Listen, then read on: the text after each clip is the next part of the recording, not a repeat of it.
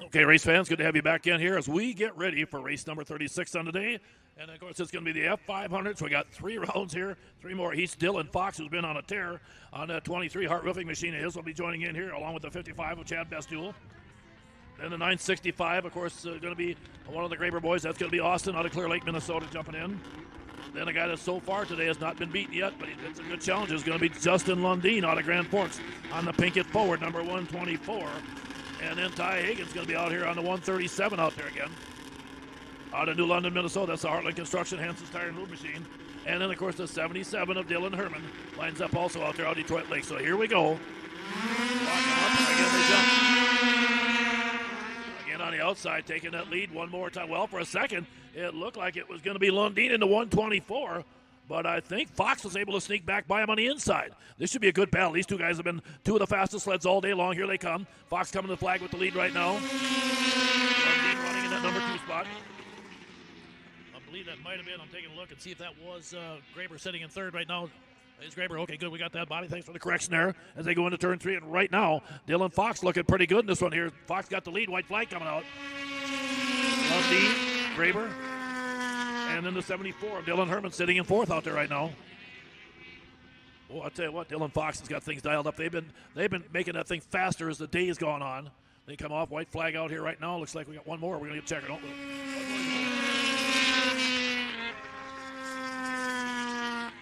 And again, stretching the lead right now and pulling away with a surprisingly big lead that I did not think he would get away again from the 124 of Lundeen this far. But the checkered flag waves. There it is. Dylan Fox with a win. Lundeen in 2nd, Graber in 3rd.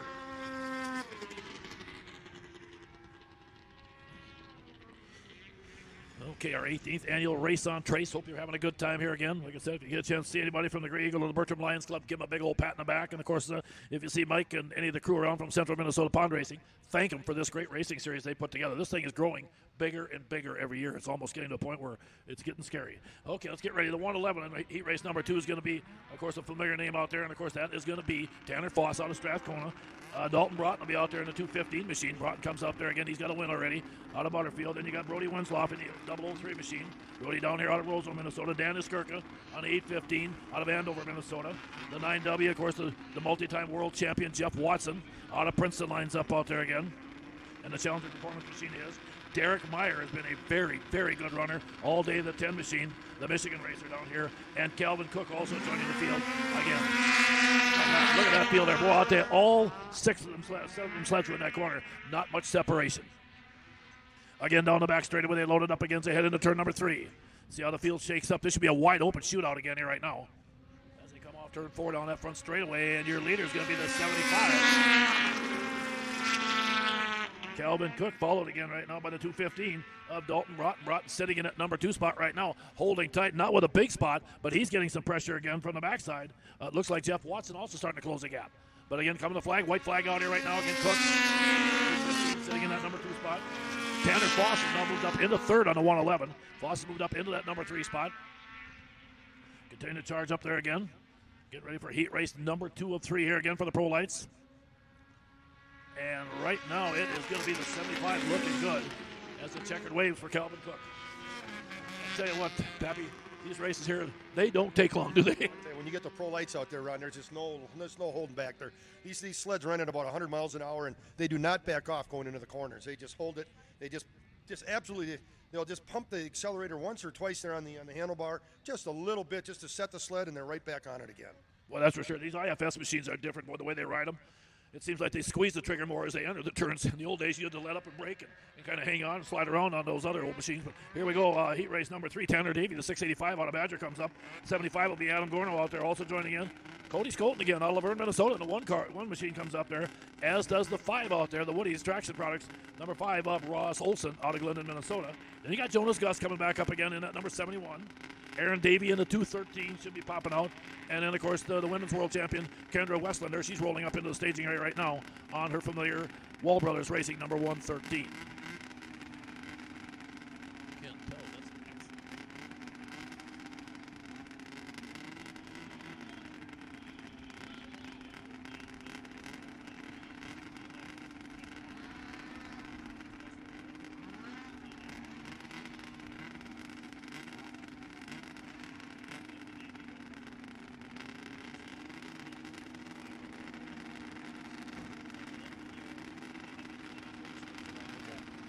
Okay, Cody in the one back there again. So they get ready one more time.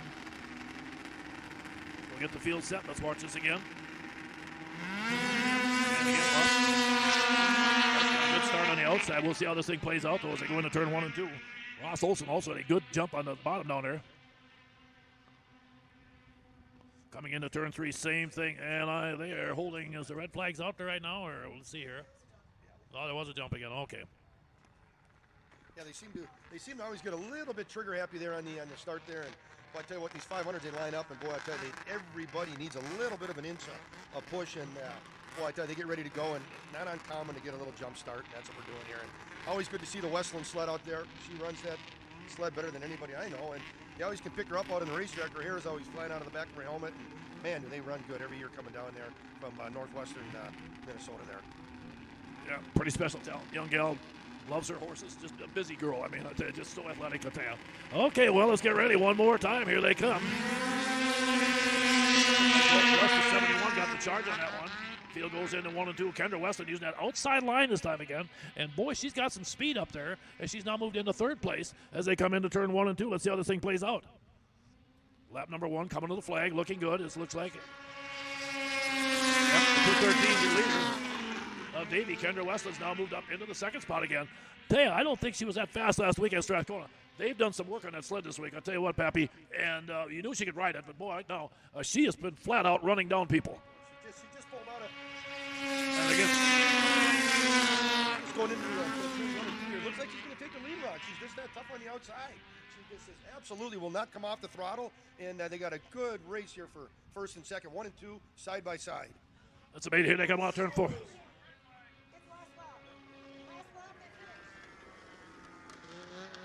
Here.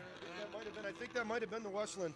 Might be the Westland sled that went upside down there. So we've got to stop. We've got a red flag here on the ice, and we're going to check out the drivers here, and we'll get right back to here as soon as we get things kind of sorted out. Yeah, I see her in the 685 over there, Tanner Davy, and we'll take a look. Okay, Kendra's over there right now.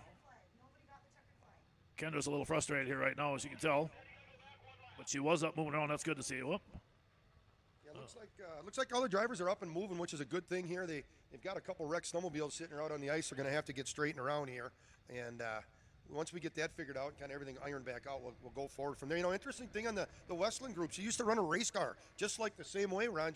They would race and race and race, and every car she got into, she wrecked. And so it got to be kind of a tough deal up there. They'd find a new sponsor, they'd find a new car, and about 3 weeks into that program, that car would get wrecked, and we'd start all over again with her. So she's no beginner when it comes to getting in the middle of things. And boy, I tell you what, she's as tough as they come. Okay, again, like I say, you see Jonas Gust. I see the 71 was over there also putting the hood back on. Guys doing a great job. They got the bales back up already. And keeping the show moving. As you know, we got a lot of racing to do yet today, so we're gonna be right here to the end of the day the way it looks. Looks like the Westland sled now is up and moving, and she's got her up and started. She's back on it. She looks like she's kind of taking a couple little warm-up laps, and they're checking out the handlebars. You know, every time one of these sleds go over, they have to pull back into the pit area. The mechanic teams out there will check a couple things. They check the brakes, they check the steering post on the sled itself, and they just check the overall wherewithal of the sled, Ron. So in the event that there's any issue, they pick it up and won't let it go back out if it can't race safely. You bet. In case there could be a crack in the welding or something there, you certainly don't want that. But yeah, at the speed they're going, like you said, too, Pappy, they're 85, 90 to 100 miles an hour, man. I'll tell you, they were sizzling, and Kendra was just on the outside running very good, and might have caught a run out there, and that's the way it goes sometimes. I think what had happened, Ron, there was the last corner coming out of corner 4, and they were running 1 and 2, and I think they just kind of came up and ran into each other on each side by side there. And I think once you take one of these sleds and you interrupt its travel, it sometimes ends up in a bad situation like we see here now. You bet. Okay, well, looks like they're cleaning everything up down there. I think that might have been a complete race, right, Bobby? We got one lap to go. Okay. Okay, so nobody had taken the checkered, so we will continue on, folks. So we're going to reset them again. There'll be a staggered start, I assume. So let's get the field set for you. This is round 3, heat 3 of the F500s. Then we got a bunch of racing. We'll go up to about race. This is race number 36 or 37. I guess 36, I think it is. Or yeah, and we'll go to about race 43 before we take a plow break. And then, of course, we'll come back and do our final 10, 12 races.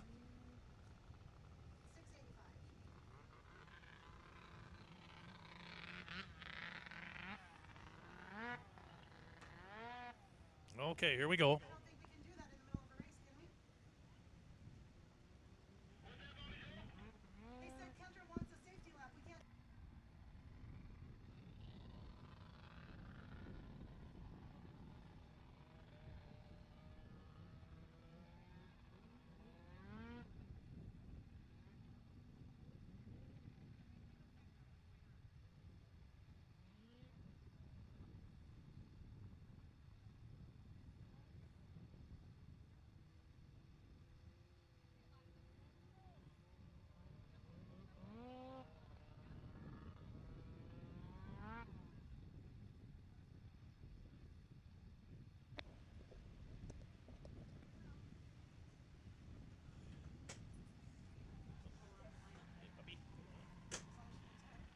Okay, as you can see on you folks on TV, Kendra Westland has got her 113 moving. She's just checking it out a little bit. I think she's doing the same thing, making sure, hoping that steering can't got a crack in it. You just don't want her to go wreck it and have that thing bust on her or something. But she's just making a little turn down around the end there quickly, and then she'll come back in.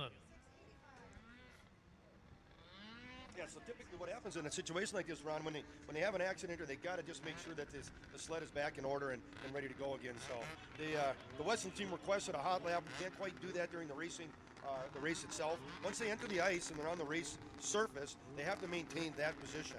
So she's going to line back up here in the back. Be interesting to see if she has anything for them. But she's also been running strong all day. I see her dad, Nate, was over there working on the front of that sled. But it looks to me like they got it back together. So I think they're going to fire out of this thing once they get them lined up. And our flagman is just setting the field. And then he's going to call them out just shortly. And I think they're going to run one lap. So it's all or nothing right here. Yeah, it's giddy up go time here right now. Okay, they dropped the hammer, and here we go. And turn one, everybody coming in a hurry. Let's see how this thing plays out. Again, off of turn 2, down the back straightaway. Field sets up in a hurry. Here they go down into turn number 3. Side-by-side action again. Westland now on the outside. Boy, Kendra's coming to the front again, but let's see who's got 213. Olsen's got the win out there right now. All by the 213. Out there, and of course, that'd be Aaron Davey in second. So Ross Olsen got the win on that reset. Solid run there with the Olsen sled today. He's been, matter of fact, in each round he's run, he's either been first or second run. So he's run really fine up front there. He's done a nice job. Yeah, fun to see Ross stick with it. I know we were so concerned when we lost Randy here a year or so ago, and good to see this young guy sticking it out. And I know he's got a mom and that old buddy of theirs that helps him out. That's a cool deal. Back in the day, when I was racing, I used to race against his dad, Randy, all the time, and Randy was always a hard charger. If you weren't ready to go hard into the corner, he would go right over the top of you. So good to see that his son has continued on after that tragic event here that happened a year ago. You bet. Let's get ready for race number 37 right now. Superstock 440 fan coming up, everybody. Steve Windingland comes out in the number 77 machine, as does Kevin Bonagoski again in the number 91. Bonagoski again down here again out of Milner, North Dakota. So those guys making a trip down across the border. Windingland out of Fargo.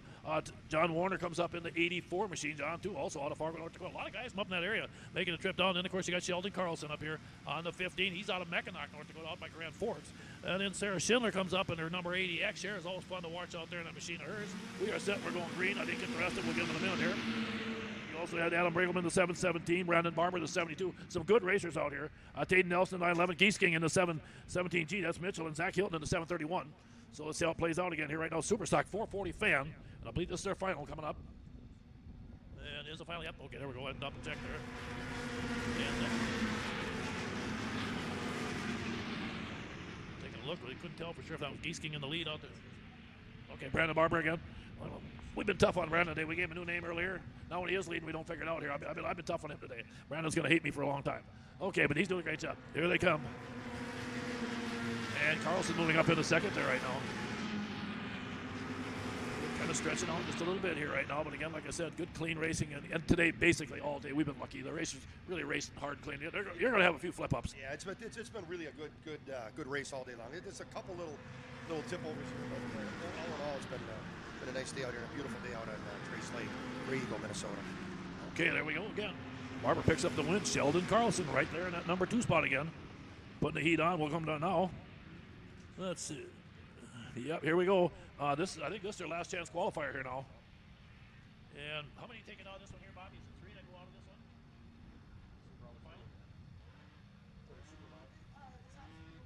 one? Okay, up here we go. Now we get down to crunch time here, Pappy. Blaine Broughton in the 205 is going to dial us up. We are what they call the LCQ, again, for the Supermods here right now. There's 12 of them coming out here. Chad Knaus has been really good in that 81 machine. Keep an eye on him. He could get the thing done there. Again, Andy Bachman, the 73, also joins up, as does the 552 of Justin Lundeen, who's been dominating in some of the other classes. The 9W, Jeff Watson, another world champion out here. Boy, we got a loaded line. This is the LCQ, folks, so these guys aren't in yet. Only 3 of these will move on. Colton Graber, the 964, fresh off again, picking up the Strathcona last weekend. He's in the B main. Chuck Zeck, again, like I said, always a bullet in that 76 machine that players is. Cody Schulten, the 51C out of Laverne jumps in, as does Travis Winters in the 23W, another very strong runner out there. Out of Butterfield coming up. As you go around the country, these are the best drivers that are trapped on this sled. This is a Supermod, 440 Supermod, the same thing that they run Eagle River in. And so these are the head sleds, and man, they're going to have a race. Every driver on the run. You got Andrew DeNoble comes out again, the world champion, the juniors, number 5, and Cole Tresniak in the 7th. Sit back, here we go. Race fans, you want your favorite driver to make that top 3, and as you can see, we got a mess out there right now with about 10 sleds still in the hunt for the top 3. Down the back straightaway, now they load up. Oh, somebody just broke in the back chute. Arm come up, that might have been, was that Cody Solton or DeNoble? Okay, it was Solton that time. Here's your leader right there. 17 and the 23 up there again. It looks like Mitch Giesking out there again. They're going to have to stop it. I think he's on track, right? Yeah, I think what had happened out there, we got 2 sleds that are down in the backside there, in the back straightaway, and so it looks like they're going to red flag it. They're going to bring it back around and restart this up again. So, what had happened was we were getting ready to slow up here, and some of the drivers started to ease back on the red flag, which means they want you to stop, and 2 other drivers ended up tangling into each other. So we'll see if we can get this untangled and get this thing back straight and around again. You bet. Travis Winters was in the hunt there that time. So again, we're going to probably reset the complete field. I don't think we complete a lap, so we'll wait and see how this thing plays out. I know it looked like Giesking in the 17. Oh, Graber's one of the guys in the wreck. Oh, okay. Yep. Oh, they got tangled up. Tough break out there. Okay. Well, let's let them get set here again.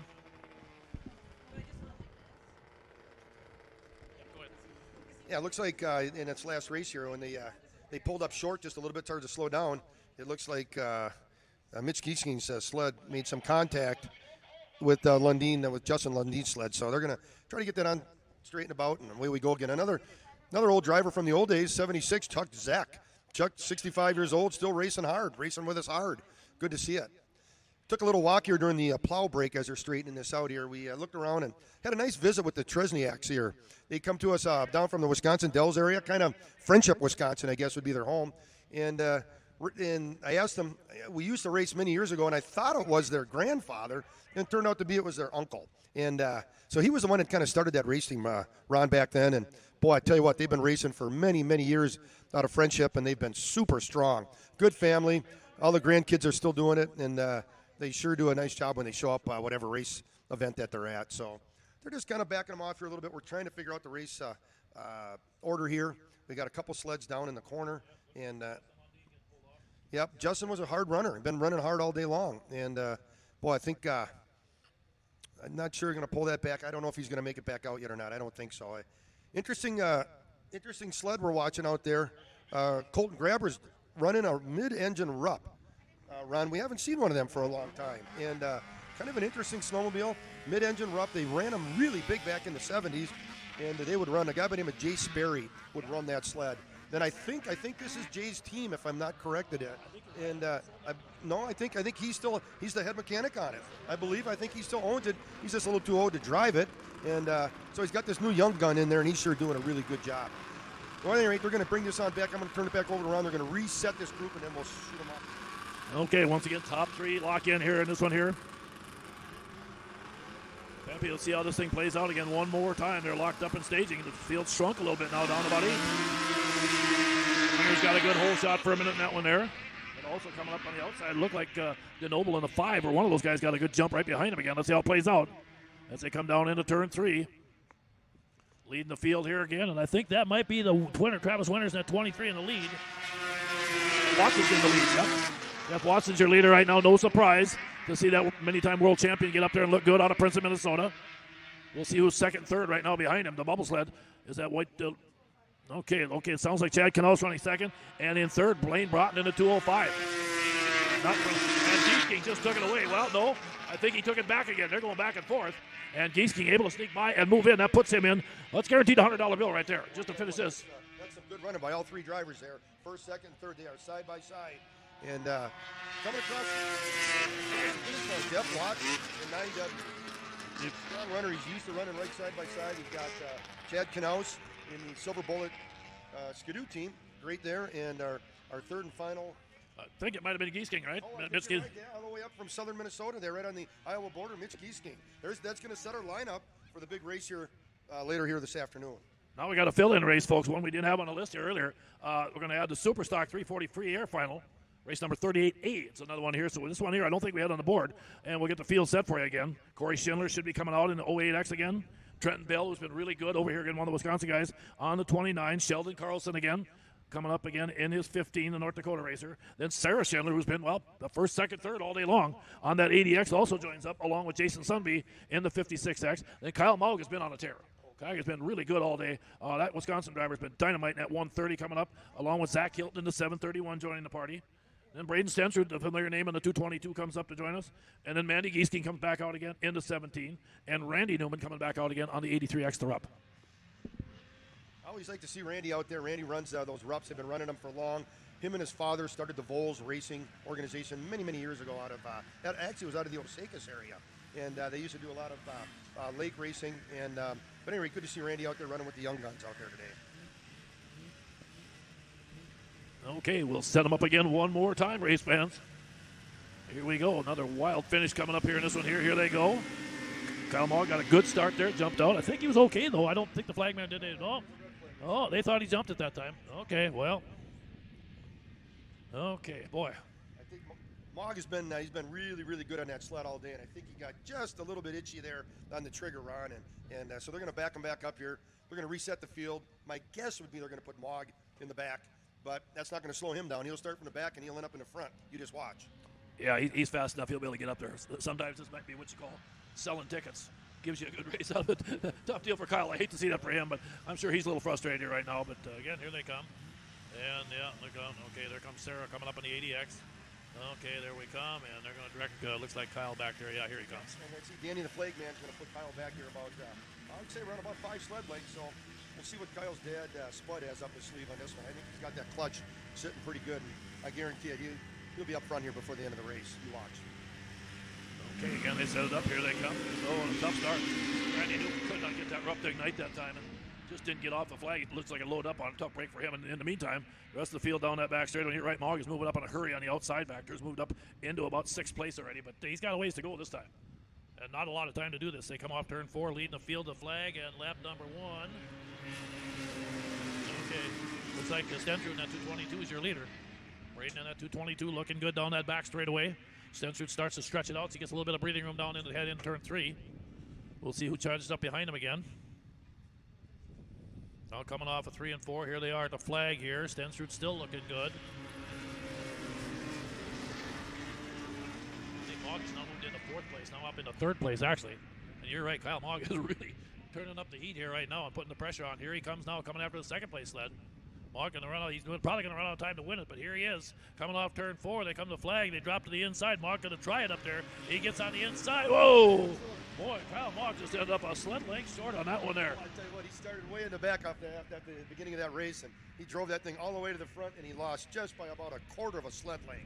I told you he was the guy to watch, and he believed everything we said. Pappy, you called that one. You better buy a lottery ticket tonight there, buddy. Pappy had that one right on the money. He said he's going to be at the front. He wasn't kidding. I thought, well, maybe this took short of a race, but by golly, Kyle did a great job. Right now we're going to go to race number 39. F-Stock final now coming up. But, of course, this is always a fun one. Spencer Sears will be coming out on his number 3 machine. Of course, Derek Meyer and Ben Meyer, again, our 2 Michigan drivers. Derek on the 10, Ben on the 11. They come out there. Keep an eye on him. Taylor Geese on the 21. Taylor's been really good today, too. So, boy, this is a nice mix. Then you got Adam Regelman on the 717 coming up there also joining up. Keep an eye on Adam as he comes up alongside Tayden Nelson, the 911 out of Spicer, Minnesota. And looks like Bailey Johnson's going to be back out on the 66K. Should be coming up there. Colton T. Schaefer in the 29T. Okay, Jamie Dietman in the 409. And they drop the hammer. There they go. And Marley Peterson on the 43. Now, it looks like that might be the 3 out there of Spencer Sears that got a hole shot there. I can't tell for sure. I thought it was the 3 on the back of the uniform anyway. It was race suit. We'll see how they play it out. Come down into turn number 3 here right now. But whatever it is, he's got company right on his back bumper as they come off turn 4. And here we go down that front straightaway. Yeah, I think that is him sitting in 2nd right now. Was the 21 of Taylor Geese, though. I think Taylor's on that cat out there. Huh? Okay, 911, Tayden Nelson up the 3rd. Good for Tayden out there. Good run there, too. And somebody's off the pace that might be the 21 of Taylor Geese. You hate to see that. Was running up. I see she kind of pulled off, or Taylor did. Or they come down the front straightaway. Now that battle for lead is coming up. Boy, the 3, and I tell you what. That's a 20. And again, I believe that might be, again, Tayden Nelson, 911, has moved up into the hunt also. Tayden's right there going for the lead. And here they come off turn 4 again, and it looks like we might have a new leader here this time. Yep, there it is, a 911. Tayden Nelson, your new leader. Sitting in 2nd, the 3. Good run out there by Spencer Sears. Spencer's been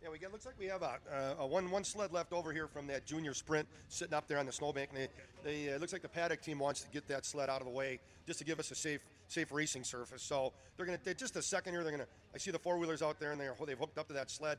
They use a little plastic sled, if you can believe it, folks.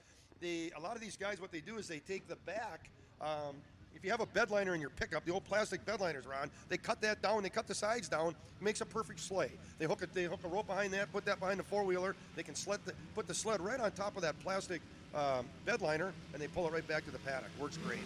Boy, isn't that amazing? You're right. Here we go. Carlson got a good jump to start with, but did not hold the spot right now. Let's see how they come off 1 and 2. Sheldon Carlson working that outside line again. Like I said, coming into this weekend, he had 9 finals wins already this season, boy. So he's had a really good year, and that's in 3 weeks of 3 races here. So they come down back straightaway and again take a look. And I can't remember. He might have been at Eagle River for a couple too there, but again, Carlson with the lead. Tim Ross running in second out there. Tim doing a good job right now, and Tim keeping Sheldon right in his sights down there down the back straightaway. Matter of fact, he's closing the gap on him a little bit right now. Tim Ross carrying some good speed out there. Again, here comes Sheldon off turn 4.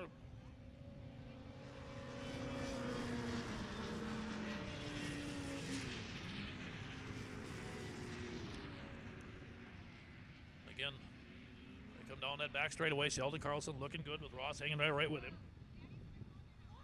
I think we got another heat of these guys coming up after this. Okay. I don't know. This might be is this the final, girls? No, this was the heat. Oh my gosh, this was a heat. Wow. So this is really going to set this up for the elder guys here later today.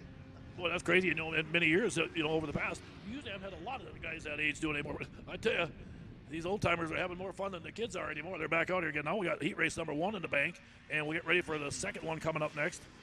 John Padgett again will be coming out on his number 2. The Padgett Cycle Shot number 2 out of Brainerd, Minnesota. Randy Newman again out of Osakis, Minnesota on his 83 Rupp. Dave Riegert out of Little Falls should be coming out. Probably on his Polaris. I'm not sure on the 156. Depends on what he's bringing in here right now. And then Chuck T. Schaefer comes out on his 29 machine out there. Chuck will be out here joining the party here again also. Colton on that one there, I see. And then how about I just saw that name down there, Ron. You caught my eyes. Jim Lennox, 75 years young, is going to put a beating on these guys here today. It's great to see that 50 sled out. We have not seen it out much this year. He's coming out of retirement. He looks in great shape. He's starting on the inside. You watch. I bet he's going to give him a run for the money. I think did he win one at Eagle River this year? He won the Grand National out there at Eagle River at 70 and older. And there he goes, like you said, in turn 1. Didn't get the whole shot he liked. Also, I missed Dale Stensrud out there in the 222. So again, they roll it back down that back straight away, heading up here again right now.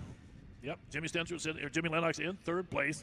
You know, he retired about 15 years ago. Then he retired 25 years ago. Yep. Then he retired 18 years ago, and then he retired 12 years ago. He's running in 3rd place. And he's unretired again. So I wonder what he's going to do when he grows up. I'll tell you. Jim Lennox having a ball out there. A great guy, too. It's just fun to see his grandsons, of course. Been raced with us for years here. Not this year, I don't think, but again, they've been around for a while. That's been fun to see. And Dave Riegert's in 1st place there, and he's running a real good race. And he's probably 3 sunlights out ahead of everybody. Nobody seems to have much for him. But good race. Good to see these guys out here. They're going to have a real nice final when these 2 heats come together here a little later in the afternoon. Well, that should be a battle. Like you said, you get all those guys out there again. Like I said, Carlson, Tim Ross, them guys are really good in that first one. Our checkered flag goes. Riegert gets a win. Yep. So we'll put them in our final here in a little bit. Riegert gets the win. Stensrud number 2. It looks like Jimmy Lennox number 3. Yep, they're all in. I guess the story goes, Ron, I'm going to have to come out of retirement here next year for a run with these guys. I was just saying, you know what? It might be time to get you back out of there too again now.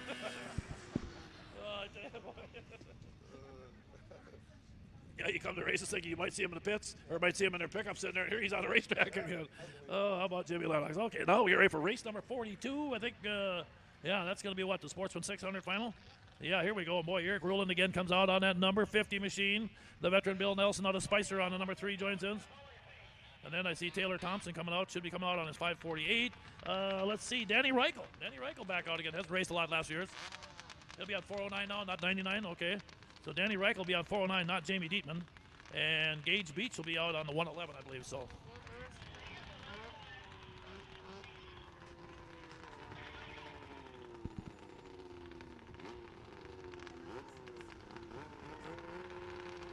Okay, here we go. Just 3 of them here right now. Reichel out there on that 4:09 back there. Like I said, Danny has raced a lot for the last several years, either off and on a little bit. So good to see him back down here. Yeah, he used to go back in the juniors way back in the day, and him and his dad they've had a solid race team. They're from the Fargo, North Dakota area, and they haven't raced much with us over the last couple years. But boy, I tell you what, he's running strong here today. He's moved up in the third. And, looks like he's running a good sled here today. You bet. Ruling with the lead here right now. Eric very solid on the caddy. His down the back straightaway. Run up there again, and I think, if I'm not mistaken, that might be Bill Nelson on second. Was that the 3? I couldn't tell for sure. I'm pretty sure anyway. Okay. There, Ruling comes by again, looking really good. Nelson. And Danny Reichel getting some good laps in, not that far off the pace. So again, he jumped on, like I said, I think he jumped on Jamie Dietman's sled out there again, so we're going to run that. I think that's a borrowed sled, so he doesn't quite have the feel of it, but he's running it hard, and he's running it well. There's no doubt about it. You bet. Just get some good time. And he's having the ball. That's the main thing. Boy, Ruling just looking strong out there. Apparently, it's a 5-lapper. I think that was lap number 3. Looks like Danny this time is now going to get the white flag dug out. I think after this, are we at the plow break yet, or we got one more to go here yet? We're at the Sportsman IFS 440 plow break after this. Yeah, okay. Oh, one more, yeah. Okay, yeah. One more. We have 43 coming up, right?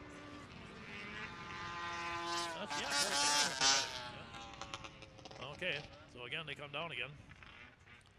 Eric Ruling just dialed that baby up, and I believe he's going to come by, and well, leaving no doubt in this one here. Here comes Eric off turn 4. Going to take the checkered flag. Good run for Eric Ruling, your winner. Again, Bill Nelson second, and finishing third will be, again, the 99 out there of Danny Reichel. I think we got one more race here, folks. Then we're going to be doing our one of our final couple plow breaks before we wrap up our show here today. And this will be the IFS 440X. And, of course, it's all IFS machines, no leafers in this one here, so you got to run that straight. Mike Stratichuk should be coming out again on to number 13. Stratichuk, a good racer. And as you said, Cole Tresniak has been really good from over east of us here in that 7, the Wisconsin racer. And you got the veteran Dave Newman coming out on his 54 machine, where he is always tough. And then Devin Fackrell again. Like I said, we always talk about Devin, the Arizona racer. He's been with us for years out there. Love having him come over. Devin's a good racer. Owen Thurston on that 57 jumps up. I believe that should be Carson Graham. I'm pretty sure on that 62 coming out here if he makes it out again. And Andy Bachman again on the number 73. So good, nice field here of the IFS 440X machines. Sleds around, if you go back in time, these were the original Snow Pro sleds from 1977, 8, 9, and there's an 80 out there as well. So these are the original sleds that they raced back in the day. They're using kind of today's technology on yesterday's chassis. But boy, I tell you what, they sure put on a good show for us. What they do, and I remember when they first came out in them IFS sleds, about a young kid, my eyes are about as big as softballs, boy, I'll tell you. They were fast. Okay. Oh, whoops. Yeah, looked like a wild Andy Bachman. They had to run it. They get ready to start the show, and they jump the start. And when they jump the start, a couple sleds just kind of burned into each other and tipped a few of the guys off. And they weren't going very fast. They were just going to get going. So we're going to load the head back up on the sled. Interesting sled there, the 73 with Andy Bachman. But I believe that was that came out of the day of Jacques Villeneuve's race team. Is that where that sled came from? And he sure does a nice job of piloting this sled from the old days. And, man, I'll tell you, Jacques will sure be proud of the rider on there today. Oh, boy, isn't that amazing? Jacques and Shields, but the Villeneuve boys were pretty amazing, weren't they? They were some crazy engineers, too, when it came out. They even had the Unser boys back in the day in there. Wasn't that something back then? Yeah, everybody got into this sport. It was pretty nuts. Looks like they might have got the 7. I'm thinking might have had just a little bit of a jump out there. Tresniak just got a little bit of a hop. In the back. Looks like if you go number 54, Dave Newman. Yeah. Dave Newman will run really strong here today. You're right, boy. Look at Newman powering his way up on the outside. On to turn 1, looks like he's going to jump in that number 2 spot for a second. Now Newman's going for the lead off of turn 2 down the back straightaway. Powers his way up, well, for a second. And all of a sudden, he got company on the inside again. Good battle up there as they go side by side, coming off turn 4. Down that front straightaway and leading the field up here right now, the 73. Look what just snuck in first place there. Kevin Fackrell. He's looking at Polaris all the way up in the third, of course. He comes up to us all the way from the Phoenix area to race snowmobiles up in this cold country. I'm not sure about that, but he's here, and he's just moved into third place and running hard. And in fact, he's giving Newman a run for his money. Boy, Fackrell looking really good. That Polaris awfully fast out there. Yeah, you're right. Most of the people out in Arizona are from Minnesota. And there ain't many of them that come up here, I'll guarantee, not this time of the year, but Devin's having fun. He's a snowmobile racer, so hey, he knows how to handle it here right now. We got a little twin track back there. That was a Villeneuve machine there. And again, good surge up there again with the lead. Looks like the 73 sled of Bachman is running a nice race today. He's real consistent in the corners. He's just been really, and he's been fast on the straightaways, so that really makes a good race. Continued on. Looks like they got 1 to go. And I don't think anybody's going to have anything for the Bachman Club here this afternoon. Fackrell able to sneak by Newman on that 54 that time and move into second. But boy, like you said, right now, the 73 with a big lead out there again. Andy Bachman's locked up. He takes the checkered flag. Nice run for him. Yeah, and a good run there from Kevin Fackrell all the way from Phoenix, Arizona. And Dave Newman, the older, I think Dave's got to be 16:59 or 16. Still runs a really good race sled. Wow, and that's something. Yeah, great job, guys. Okay, and I think we might be in a palm break again. Happy we'll get a little bit of a break here and then to get set. Folks, again, for you folks on TV land, we're coming back. Next race up, I believe, should be this 440 final. We got the big one. That's a $2,500 to win one. That'll be a 7-lapper, I believe, right, Bobby? Seven laps, $2,500 to win, $1,500 for second, $1,000 for third, $800 for fourth, I think $600 for fifth. So it is a wild, good purse. Well, I tell you what, Ron, there'd been some talk on this race coming for a long time, and I believe it was the group. We've got different groups that help sponsor over the years. There is a group down in the Butterfield, Minnesota, which is just south of the Mankato area out there on Highway 60. And I think they were real instrumental in bringing some of that purse money up here for today's race on the Trace. And so it's been just a good operation of people down there. There's a couple big trucking companies that really pitch in for this, and they're able to put together a purse where basically guys from Michigan and Wisconsin are over here racing today that you normally don't see. So it's good to see it. You bet. They're guaranteed 100 just to start this thing. Of course, like you mentioned, T&K Trucking, again out of Butterfield. Big Rig Roundup Truck Show is also involved in this thing, along with Broughton Farms and Motorsports and Northern Crankshaft. So that's the people involved. Okay, race fans, we're going to back her down here for a few minutes. We'll be back here shortly again with more racing for the Race on Trace. This live broadcast of CMPR, Ice Oval Racing is brought to you by Bright Stitch Monogramming, Rickert Excavating, Scott's Auto Body, T&K Transport, and Vintage Snowmobile Magazine. Northern Crankshaft NC Sales is a proud sponsor of CMPR. Your local power sports one-stop shop, servicing snowmobiles, ATVs, UTVs and motorcycles. Offers a full line of parts with a huge variety of engine parts on hand for all makes and models. They also have a full line of enclosed and open trailers. Northern Crankshaft NC Sales, proudly serving you for over 40 years.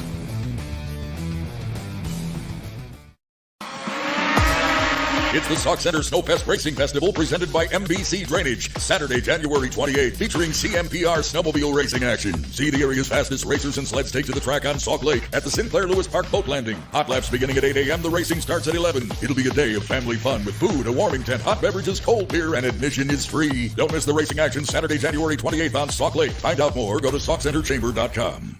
For a taste of greatness, try Papa's Seasonings at your next cookout. Anyone can cook a great steak with Papa's Steak Seasoning. This versatile, very low-sodium seasoning is excellent on a variety of meats. For the best ever ribs, use Papa's Rib Rub, also great on ham and chicken. For the barbecue lover, our delicious Papa's Barbecue Sauce is perfect for grilling. Also try Papa's Bloody Mary Mix. Our line of Papa's Seasonings and barbecue sauce are the best out there. Get yours today.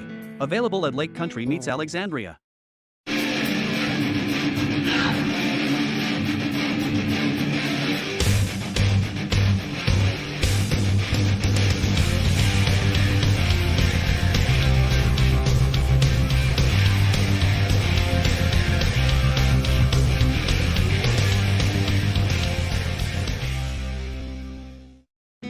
Surestay Hotel by Best Western in Spicer, Minnesota is located across the street from the sandy beaches of Green Lake. Our friendly staff will ensure you feel welcome and comfortable during your visit. Our clean, cozy rooms provide an excellent environment for resting up between activities. Enjoy our heated indoor swimming pool and spa. A complimentary continental breakfast is offered daily. To book a room, call 320-796-2300 or visit bestwestern.com.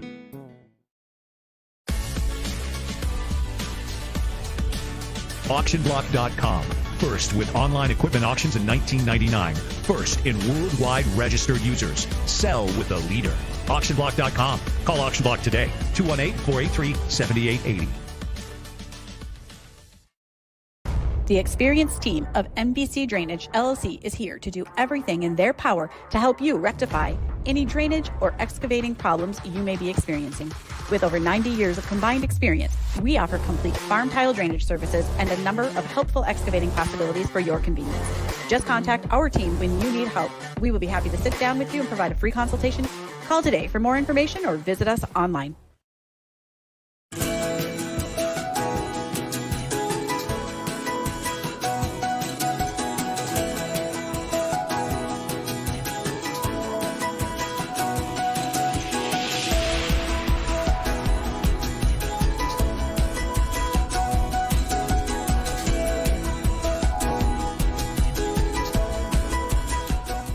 Hey, I'm PJ Wonderscheid. Welcome to the wonderful world of Country Cat. With a 4-time world champ at the helm, fast, reliable, online ordering is exactly what Country Cat provides. From FXR, 509, Climb, to Arctic Cat, all the best clothing and accessories on the planet. ATVs, UTVs, E-Z-GO golf carts are backed by one of the world's largest Arctic Cat dealers. For fast and free shipping on most orders over $39, log on to countrycat.com. That's countrycat.com.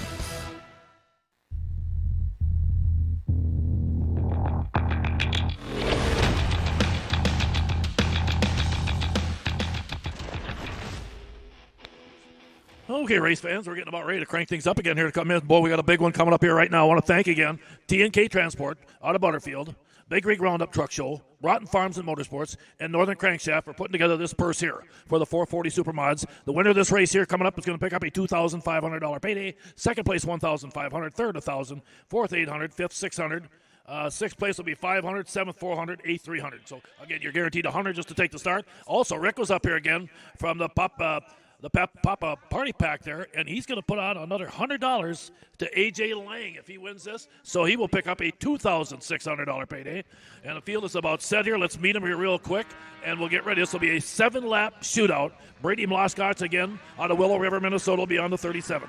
Nathan Foyt will be up there on the 83. Nathan Foyt up there again. Then you got the veteran Joe Burns back out of retirement. He's in here right now. And then Mason Schuett on the 48X. Kyle Roskoski, the 118, lines up down here out of Hibbing, Minnesota. The great veteran Kurt Peterson out of Fargo in at 52X, the world champion. A.J. Lang, another good one that's out here on the 216, jumps in. Bryce Tresniak looks like a bullet out there on the 77. Of course, the many-time world champion Matt Gady lines up again on the number 28 as Matt comes up here, I believe, out of Mayer, Minnesota, down that area anyway. Jeff Watson, the world champion again, out of Princeton in the 9W machines also in here, along with Chad Knaus on the 81. And Mitch Giesking on the 17G. That is your lineup. Folks, 7 laps, a lot of money on the line. Great start.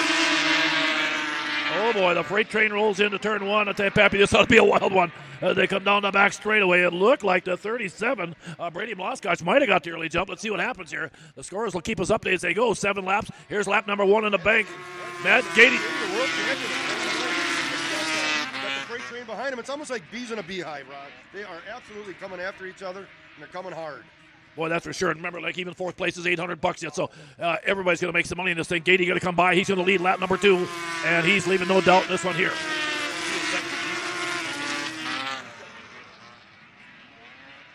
Okay, we'll wait up again. We'll catch up with them here as they come by.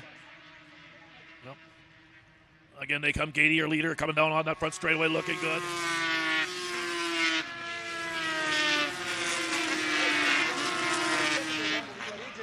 Yep. Lang's coming hard from Miltona, all the way from the town of Little Miltona, and he's a heck of a racer. You bet. He's sitting in third. I think we're complete lap number 4 here right now, if I'm not mistaken. Gady out there again, and I'm trying to read that number again, but I can't. So I'm going to try see if I can get off the cameras again. We got a machine out. Could be Tresniak. I'm not sure as they come by. Oh, Nate Foyt. Okay, 83. Nate Foyt running second out there right now. Oh, looks like Nate Foyt just. Oh no, it just blew up. Something broke on him right there. Second, and he just pulled off the side of the track. That's a big loss for that Skidoo Racing team. And A.J. Lang just went from $1,000 to $1,500 in a heartbeat. How about that, boy? Matt Gady's running away with the train like he always does. And boy, he's the conductor today. There's no doubt about that. And that Polaris is rocking here right now, folks. He's coming off turn 4, getting ready to walk it in. White flag, 1 lap to go. Gady, your leader. We'll wait to see how this thing shakes out. Foyt running second out there right now. Nate Foyt come down the back straightaway. Here they come. There it is. Here comes Matt Gady to take the checker flag. Matt Gady in first. 2,500 reasons to smile for Matt Gady. Nathan Foyt going to hang on. Oh, yep. And Curtis Peterson, the world champion from Eagle River in third place. Well, how about that? Well, I'll tell you what, it didn't get any tougher than that. We had 4 or 5 guys that have won Eagle River before here, Ron, that were out here racing today on our little race here at Grey Eagle, Minnesota. It was wonderful to see him. What a nice race. Yep, A.J. Lang, $1,500. $1,000 to Peterson.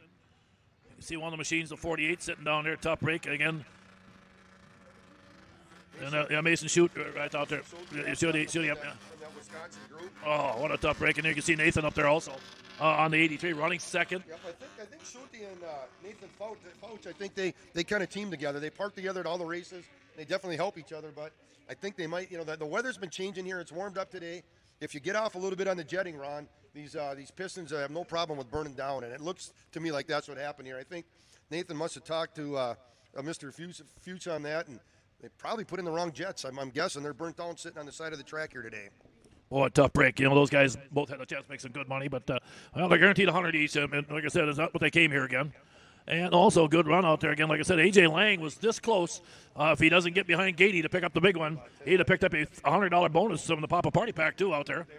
There's not many folks out here that can race with the Gady clan and keep up to them. Matt's a pretty amazing racer and really a class guy too. I mean, the thing about him again, like he's been good for our sport also. Right now, let's move on. We're getting ready. We got a lot of racing to do up here, and I think we have more heats coming up here right now. I got that's a final, isn't it? Oh, 98 over. Number 45 should be a final. Okay, this is a final out there right now, and I think they're all in it, right? Again, Bobby, so if I'm not mistaken. Taylor Geese, the 21, should be coming up. Mike Berneking in the 21T. Then you got Tucker Braith out there in that number 72. This will be race number 45 of 55 here, so we're getting down there. Okay, Adam Bragelman will be out on his 717 again. Taden Nelson out of Spicer in the 911. Bailey Johnson running pretty good earlier in that 66K machine. Justin Marthaler will be out on the number 22 again out of Alexandria. Colton T. Shaver in the 29T also jumps up. Randy Newman, they're up again out of Osaka, the 83X. Again, Marley Peterson on the 43 out of Lancaster, Minnesota, and Dylan Herman on the number 71. So that is your lineup here again right now this year. 98 and older, 500 fan IFS. Yeah, it should be a good group here. I talked to a few of these races here earlier in the week. They were over here at Grey Eagle doing a lot of clutching and practicing with their sleds, knowing that this big race was going to come up today. So they're setting in here for the start. They're going to have a nice run. What's amazing, folks, I remember when we first started doing this stuff here, we were very happy to get 4 or 5 sleds in the final. Now today, I don't know if there's one of these finals that's going to be under 11 or 12. And that looked like Tucker Braith at 72. Yeah, that phaser's been fast. They built that sled about 10 years ago, and it's been fast from the day they built it. Boy, Tucker's just doing a great job out there right now, having a ball with the lead. But I think he's got company coming as they come off turn 4. Here we go. Oh, we got Justin Marthaler's pulling into second place. They've been working on that clutching now for about the last 3 weeks. And the new mechanic, Mark Barrett, has really found some room. He's pulling up. He's only about a sled length behind. And, boy, is he pulling hard, and he's driving hard into 3 and 4. We're going to see how this plays out. Should be a good race. You bet. And I think that's Dylan Herman, maybe in the 71 and 3rd. Again, here they come again right now.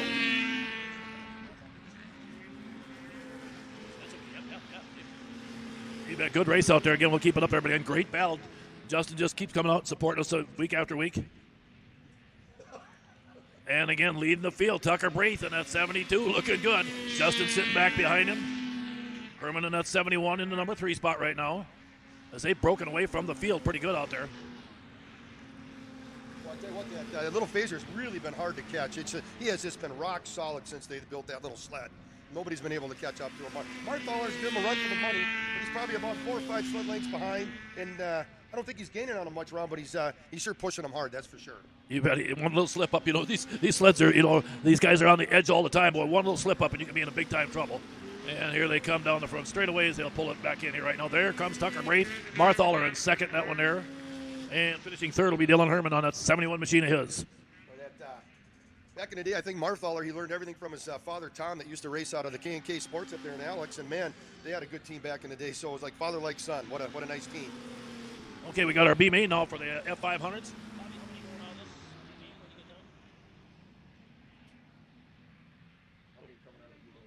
Okay, again, F500 B main. Calvin Cook will be out there on the number 75. Boy, look at this lineup.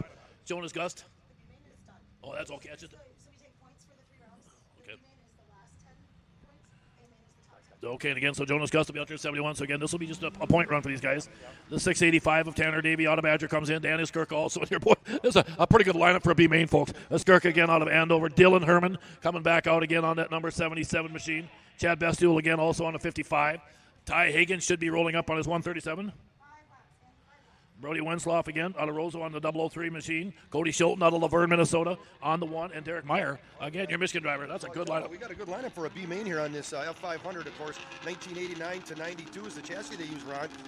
They use the stock 500 Polaris engine, so everybody's got about the same setup. And going back in the day here, Dennis Turkin, we used to race against him for years and years and years. He's always been real solid. His son runs this other 500 in the juniors and also does a nice job on that as well. Yeah, most of these guys I've been seeing in the finals, not many times I've seen hardly any of these guys in the B main here right now. That shows you the lineup we got here today. So great lineup again for our F500s. Thank Country Cat. Again, there they go. Calvin Cook got that hole shot. Boy, Calvin came out and whoa, I'll tell you what. He threw that thing sideways right there and just jumped on the trigger again. Did a little sprint car work there for us there. That didn't look good, but again, didn't seem like it bothered him any. You know, he's on that thing having a ball out here right now. Here they come. Calvin Cook looking good out here right now with the lead. I think was that the yeah, it looked like it could be Wensloff out there, and then there were, 685 was running up there also, Tanner Davey. Okay, then 003, okay. As they come down there again, looking good, your leader up there again. Calvin Cook on that 75. 685 of Davey sitting back there now. Boy, they're battling for that number 3 spot.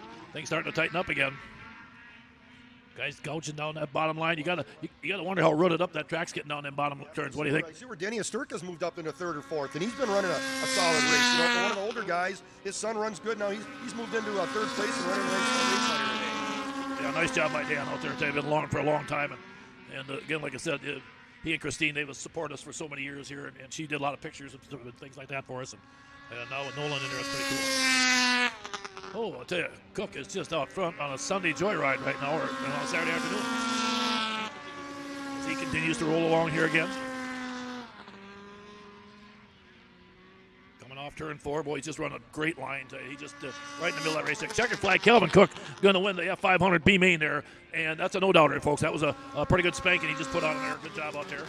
Skirkin with a good finish in that one also. Now let's move on again. We'll get ready for another race here, race number 47, as we continue to charge along here and make sure we beat the sunset here tonight. That's the thing we're working on right now, folks. And in this one here, we got our 85 and older 400 singles. And, of course, you got John Werner. John Werner again out of Fargo. The 84 comes up. Sarah Sindler back out again on that 80X machine. Greg George, always tough again on the Yamaha on that number 1.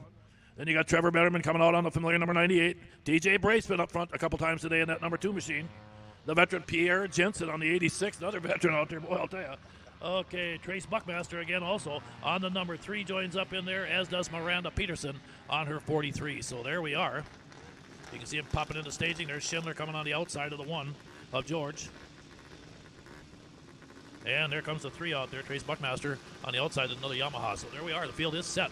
Race fans, get ready. Here they go. And I'll tell you what, Trevor Betterman, that old 98, jumped out there and took the early lead, but boy, all of a sudden, he's going to have a whole pile of people in his back pocket. Okay, down the back straightaway, you can see. Oh, so, okay, let's. Oh. Okay, must be a jump or something there, it looks like. Yeah, it looks like they came up with a red flag there, Ron. I'm not sure who jumped the trigger there, but once in a while it does happen. It was funny, I'm looking out here, watching the guys go here, and we go back to the days of Pierre Jensen. He built this little sled for his daughter to race, and when she's not racing, he decides he's going to get on it and run it a little bit. So I don't know, if we'll see how he does out there. He's been a veteran driver, and he loves to race, so he's back doing it, and just about any kind of sled he can get on. Oh, that's pretty crazy. Yeah, fun to see Pierre. Just like I said, it looks like he's enjoying this thing like a kid. I'll tell you. Okay, let's try it again one more time. There we go. Got to jump, and away we go. That 3 got to jump on the outside, but I see he did stop, so apparently I think they'll let this one go. Hopefully, anyway, I'm sure right now, our flagman Denny right now is thinking we better get racing there. There we got a sled rolled over there in turn 2, folks. So we got somebody up. Is there a racer up? There he's up. Okay, our racer's up, but we're probably going to have to make sure he's off the track, make sure he's all right there. So let's wait and see if they shut him down here. Yep, there we go. That can happen so quick, can't it, this time of day? I'll tell you what, we sure got a good group of volunteers here. We got wonderful corner workers, folks. Every one of our corners has a flag man, so when they see something on the track that doesn't look right, they have the ability to pull one of the flags. They use different colored flags to either stop the race or to say there's a caution. The red flag that comes out is a stopped race. The yellow one is a caution, which means continue to race, and of course the green one is a live race. They continue on. So good group of corner workers here today, and the staff here. With the Central Minnesota Pond Racers are just better than best. Well, that's for sure. We've seen them work this track here. They got that thing ready this week, them and those guys, and the guys in the lawn service doing such a super job here.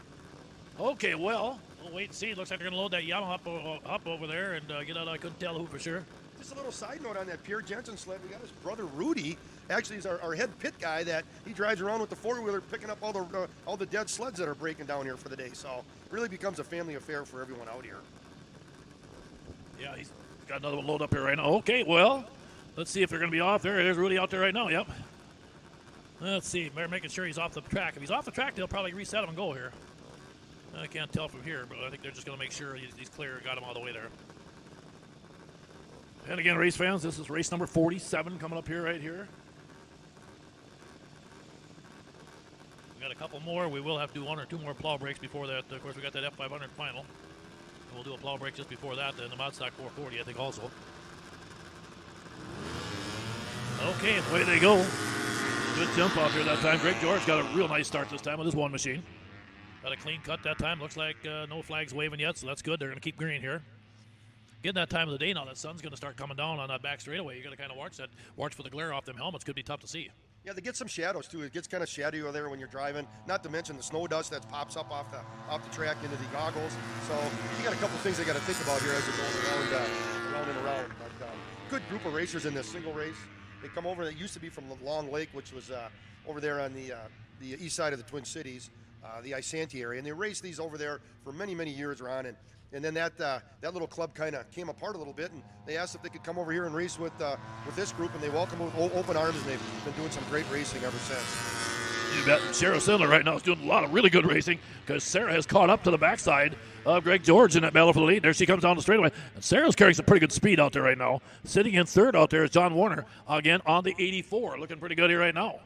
The battle for the lead going to heat up. Here comes the checkered flag out. Going to wave, and it's going to be George. So we lost Sarah on that one. I must have missed her off the turn. There they come by again. Okay, well, there we go.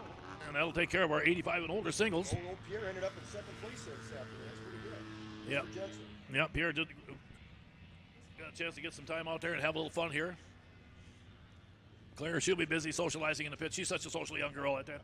Just nicest young people you'll ever meet, and fun to see. Well, we're going to go to race number 48 right now, folks. Out of 55. We're getting down the line here pretty quick here, I guess.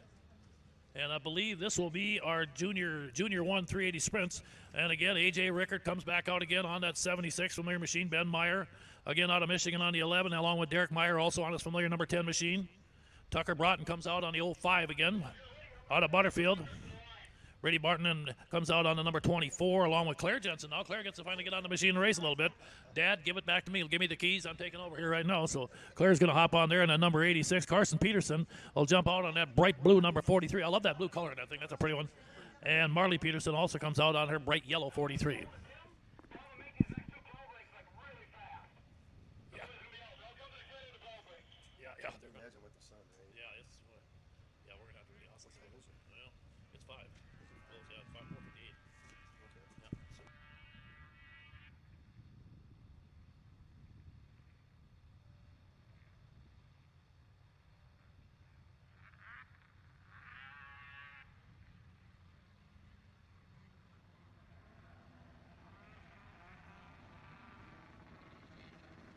Okay, race number 48 coming up here right now.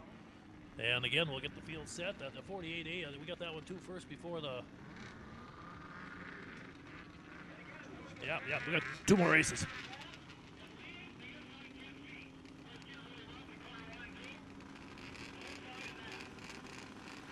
Okay, they're going to get them ready again one more time. Here we go. Junior 1 380 sprint. They jump off. Got the jump on that one there, right there. Can't tell for that might have been Tucker Broughton. I couldn't tell for a minute. Looked like it might have been the 05. Let's wait till they get up here again. Yeah, here come the young kids out here again right now down that front straightaway. Oh, that's got to be A.J. Rickard out there, I think, in the lead there. Rickard sitting in the lead, but not a very big one as A.J.'s got to come in. Another red flag. Okay. And let's make sure everybody's okay. Yeah, there you go. Tucker Broughton down there in the 05, is it, or what? Okay. He looks a little tender out there right now, kind of. I went for a pretty good little crash out there. One of the track officials going to check on him, make sure he's okay. And the guys are going to see if they can fire it up and drive it off for him.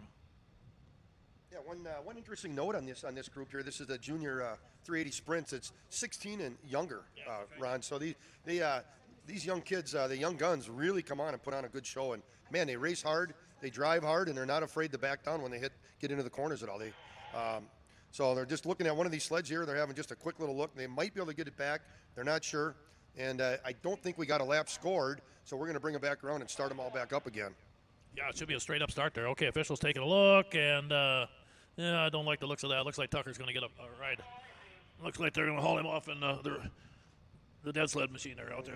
Yeah, that's the end. Tough break for him. And okay, great job again by the guys out there getting everything done.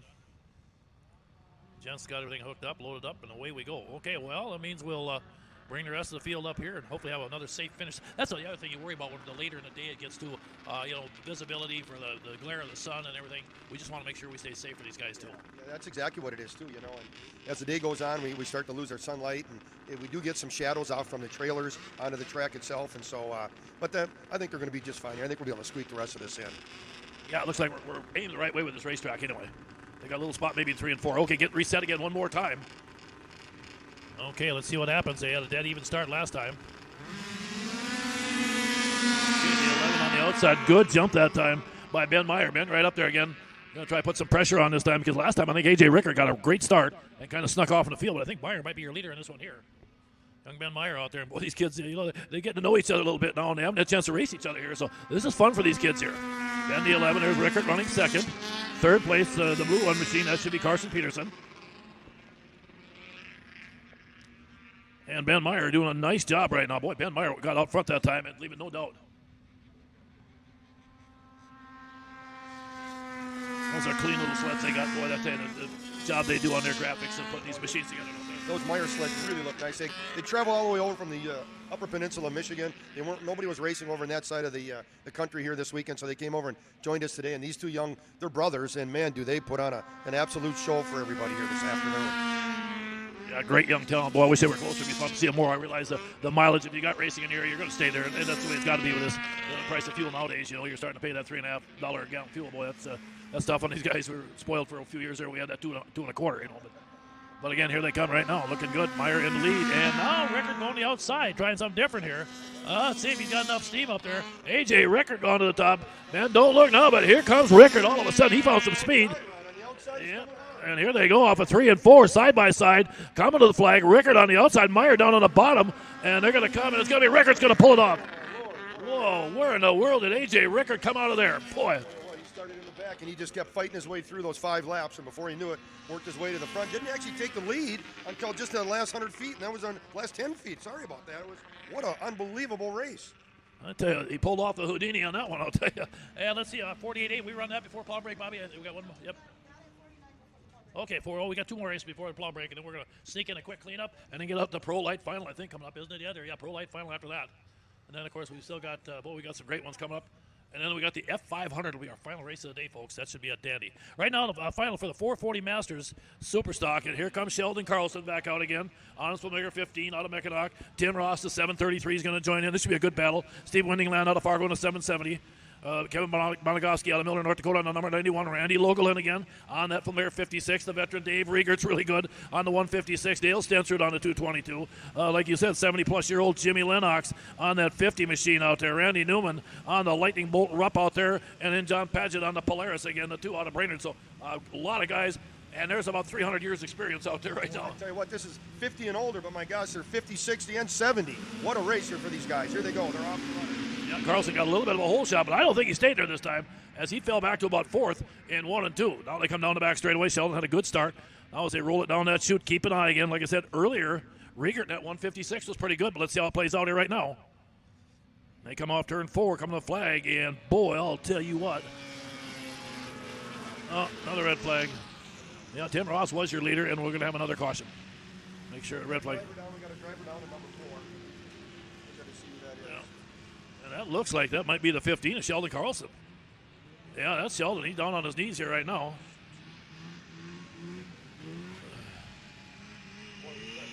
He's been running strong all afternoon here, for these older guys. But the problem when you tip off these things at our age, tomorrow it's a little tougher getting up. And we don't quite heal quite as fast as we used to. So a good tumble like that, he's going to know all about it here later tonight or into tomorrow morning. I can tell you that. Yeah, I agree with you there 100%, boy.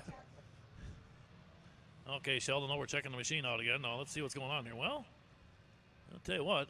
They always, anytime there's he went through the hay bales on this one here. And usually what they do, they'll come in here and I see his mechanics kneel down there and he check check the skis, check the steering. They're looking over the steering right now, and they grab the handlebars and make sure everything's kind of copacetic, if you will. And if they feel comfortable with it, he's going to climb right back on that thing and let her go. We'll see. Looks like he's putting his goggles back on. He's never say never. I can tell you, folks, these older guys, they'll take a tumble like that, and we'll see how he's doing here later tonight or tomorrow. But I'm telling you what, he's starting it up, and they tapped him on the back. He drove through the hay bales, and he's returning back to the track. This is amazing. Well, I tell you what, he acts like he's 16 again. We'll see how this works out. It's at 93 tomorrow morning, so it's going to hurt him. I'll tell you. But, okay, here we go. Again, how about Sheldon? We'll have to give him a hard time right after the race if we see him again a little bit. That's pretty good. Okay, he's shaking the cobwebs off right now. He says, man, but he's been doing this for so many years. I'm sure he's been through this. Yeah, good thing here, at the end of the evening here, they'll have an awards banquet this evening right downtown, beautiful Grey Eagle up here at the Double R with Bobby Ponch and his family. And they always host a really, really nice afternoon and evening for the racers. And guys get to go up there and they can talk about how good they were here today. And we're going to find out while 15, how sore he is. He's going to start way in the back here today, but running strong, Ron. He might make a run at getting back to the front here, this 3-lap race. Oh, that's for sure. Don't call him out. We know that, right? You are so right there. Okay, here we go. We're sitting stage, locked in again. Okay, a little bit of a bad start, but he did drop back again. Good job.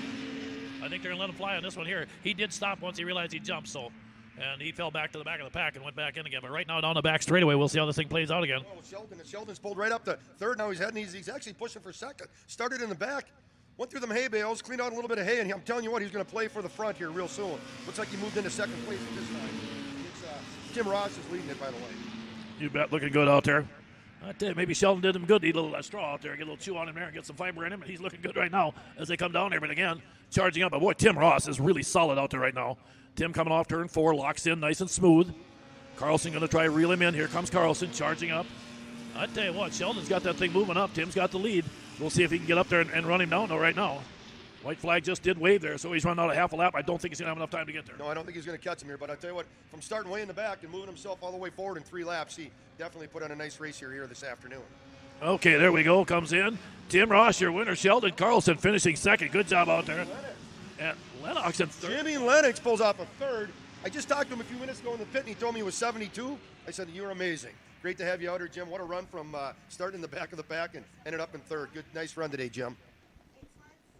Okay, well, he's doing too good to retire again. We're going to make him stay a little bit longer. Okay, let's get ready here right now, though, race fans, and get ready for our 0 to 300 Supermod. And I think we got a quick plow break. We're going to try to speed these last couple plow breaks up, folks, so that we can make sure we get this thing in before dark here. So, okay, Trenton Bell should be coming. This is 0 to 300 Supermod.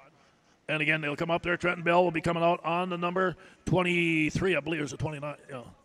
Can't read the number out there right now.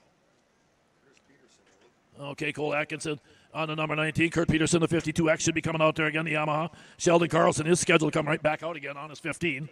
Boy, what a workout for him. Harrison Lefevre again out of Hibbing. Yeah, Tim Ross back out again also on the 730. John Padgett comes out the 2, and then Waylon Winters, the 23W. So that should be the field set for you. Well, I'll tell you what, there's 3 of these racers coming out in this race that just came off the race prior to this. And from a guy that used to do this, to go that hard for 3 laps, try to catch your breath and go another hard 3 laps, boy, I tell you what, the adrenaline's really going at this point. Good to see this. We saw the snow jet earlier here this afternoon. It actually crashed earlier in the day. They repaired the handlebars on it. We got him back out here for one of the last races here this afternoon. Good to see that snow jet back out there. You bet. Tim Ross out there on the 733. I don't know if Carlson come back out again. Well, we're going green, looks like. There we go. Clean start out there, and away they go. Looked like Waylon Winters might have got the jump on the inside. We'll wait and see as they come around again and take a peek at that first lap here again. This is, again, our 0 to 300 Supermod final here coming up here for these guys. Kurt Peterson way out there right now. Yeah, and there they come. Peterson looking good in that lead. Trenton Bell looks like he's running second right now. Good job by Trenton Bell out there also. But boy, Kurt Peterson right now is leaving no doubt in this one here. He comes off turn 4. He will get the white flag in this 3-lapper. There he is.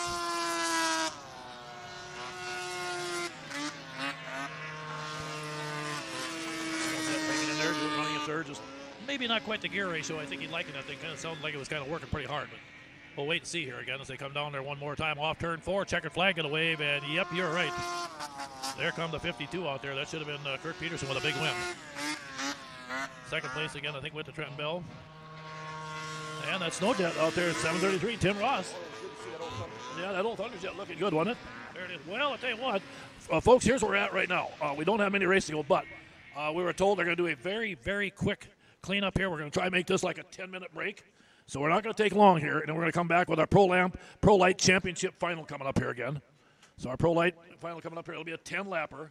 Then we got the ladies powder puff, the Super Stock 440 liquid cooled final, the 85 and older single final. Then we might do just a little bit of a quick cleanup before we go to our Mod Stock 440. And, of course, our final race of the day will be the F500 final. So we're down to about our last 7 races. So we're going to try and buzz this thing along and see if we can wrap this thing up by 6 or a little after. So we're going to make a quick break here for you folks on TV land. Be back here in about maybe 10 minutes or less if we can. This live broadcast of CMPR Ice Oval Racing is brought to you by Bright Stitch Monogramming, Rickert Excavating, Scott's Auto Body, T&K Transport, and Vintage Snowmobile Magazine. Northern Crankshaft NC Sales is a proud sponsor of CMPR. Your local power sports one-stop shop, servicing snowmobiles, ATVs, UTVs and motorcycles. Offers a full line of parts with a huge variety of engine parts on hand for all makes and models. They also have a full line of enclosed and open trailers. Northern Crankshaft NC Sales, proudly serving you for over 40 years.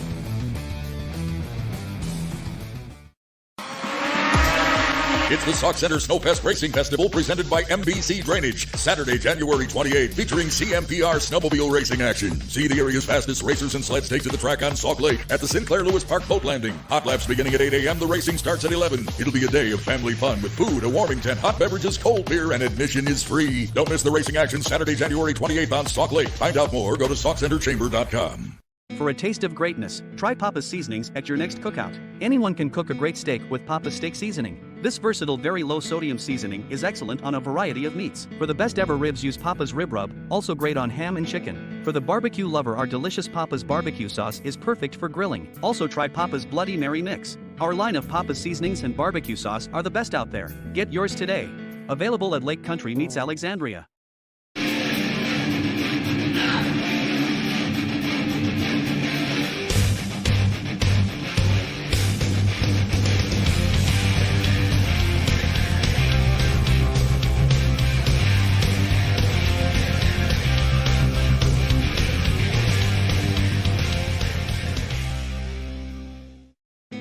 SureStay Hotel by Best Western in Spicer, Minnesota is located across the street from the sandy beaches of Green Lake. Our friendly staff will ensure you feel welcome and comfortable during your visit. Our clean, cozy rooms provide an excellent environment for resting up between activities. Enjoy our heated indoor swimming pool and spa. A complimentary continental breakfast is offered daily. To book a room, call 320-796-2300 or visit bestwestern.com.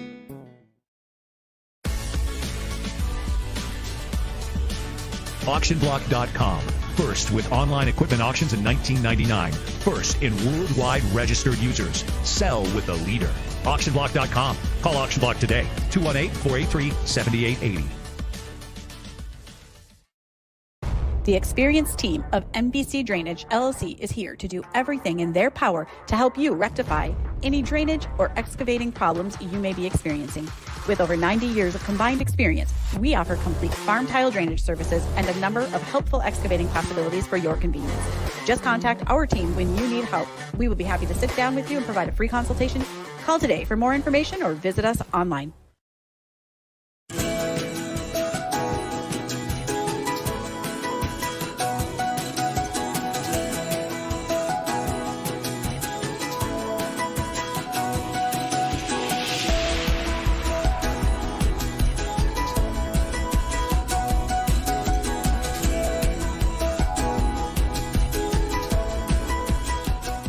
Hey, I'm PJ Wondershide. Welcome to the wonderful world of Country Cat. With a 4-time world champ at the helm, fast, reliable, online ordering is exactly what Country Cat provides. From FXR, 509, Climb, to Arctic Cat, all the best clothing and accessories on the planet. ATVs, UTVs, E-Z-GO golf carts are backed by one of the world's largest Arctic Cat dealers. For fast and free shipping on most orders over $39, log on to countrycat.com. That's countrycat.com.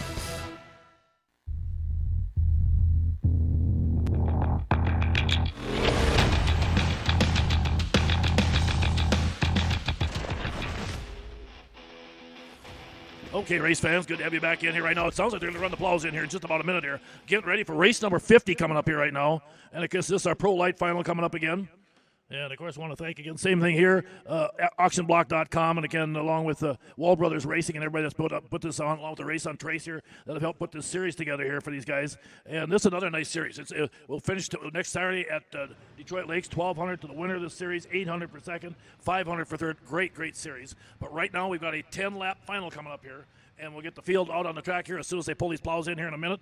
And I think they're calling them in right now. So Hunter Johnson will be coming out again on the number 59 machine. Hunter again rolls in here again out of Drayton, North Dakota. Again, young guy's really got some great talent. Only 14 years old. And, of course, he's won about everything there is out there. Again, he was their Junior 2 world champion back in last year. A nice win for that young guy there. Then a guy that had a big win last weekend as he won the 56th annual Strathcona Cup, Colton Graber out of Clear Lake, Minnesota comes out again. And, of course, he was your 2022 Auction Block Series champ. He won this series last year. So again, come. And then, of course, you got Connor Heinz coming up again. He comes out here again. He's out of Zimmerman. He'll be in that Northway Sports Machine. Connor's always a threat to win. He's really good, solid right in the thick of it. And then Calvin Cook. You've seen him today up front many, many times on that 75 out of Dayton, Minnesota. Jordan Sebeski, a guy that we didn't know a lot about until last weekend. Boy, all of a sudden, Sebeski's come in here, again, from Beausejour, Manitoba. And like I said, he's really been a strong, strong runner. Good to see him. He'll be in the number 5 slot. And then, of course, a guy that's been very fast that you've been watching all season long has been Hunter Sears again, out of St. Francis, Minnesota. Sears today, too, has been right in the thick of this thing. He could be the guy that could win this thing here tonight also. And then Sean Shively, the 70X machine also rolled in today. Fun to see him for the first time. Then you got Brennan Sather. Sather comes out here again, out of Detroit Lakes, Minnesota. Sather, again, another good runner, sponsored by auctionblock.com. Again, jumps in there. And then one of our young ladies, she's 21 years old. It's Madison Phillips. Been in out here, and she's been very good with us for the last several years. Madison comes out of Drayton, North Dakota. She'll be at that Polaris Wall Brothers Racing Jensen Plumbing machine of hers. And finally, another very talented young racer is going to be Ross Olson, the young gun out of Glendon, Minnesota, coming up here in that Wall Brothers Racing number 5. So that is your lineup. I see Tim has gone in off the track with that plow truck. I think right now, Danny, as soon as them other plow trucks pull around here, we'll chase them in, and then we'll get the field set for you. This will be a 10-lap final here for the Pro Lights.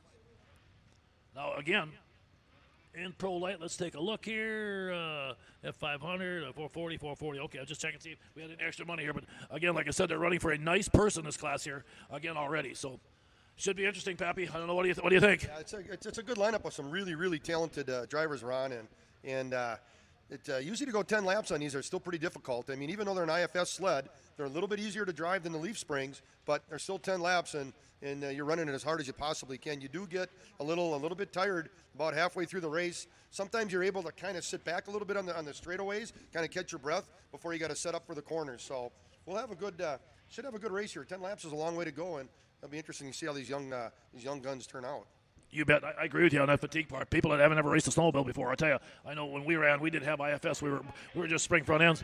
But boy, your arms it'll wear you out, especially with the speed these guys go. Oh, it sure does, and they don't back off a minute. A little later in the race, they'll sit back up a little higher in the sled, kind of catch their breath. But the minute they set up for the corner, they're down deep into the side of the snowmobile. They'll have their left knee on the ice and holding as much weight as they can on the left side of that sled, and try to keep it as tight as they possibly can to the corners. You bet. And like I said, the G-forces are pretty amazing, too, at the speed they're going. Okay, corner workers are ready. We're ready. Want to thank again the great folks out there again from Cool TV for coming out and doing this again. I think they're coming with Detroit Lakes next weekend for one more round of it. And then we'll wrap up our season at Glenwood for the Teen Cup coming back the first weekend in March. Again, here come the Pro Lights down on the field. Like I said, folks, these babies will get up and rock and roll for you. Like I said, there'll be no problem getting up to 80 to 90 to 95 to 100 miles an hour. If they got the right surface, they just flat out fly. And again, as we said, we got young guys like Hunter Johnson, 14 years old. And again, pretty much everybody out here are right in their prime. There's not, it's a young group with a lot of course, this age, folks, they have no fear. They've got all 9 lives left. So let's see what happens. Here they come again. They're ready. Green flag. Here we go. Boy, and the explosion into turn 1 again. Look at this. Down off of turn 2, and there's not much separation as they blast down the back straightaway. The freight train locks it up into turn number 3. Here they come off turn 4. It looks like Sears might be your leader. Let's take a peek.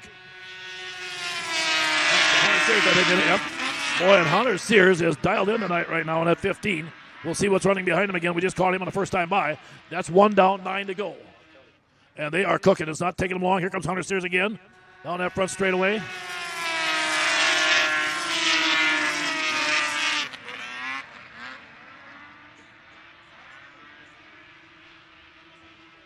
Okay.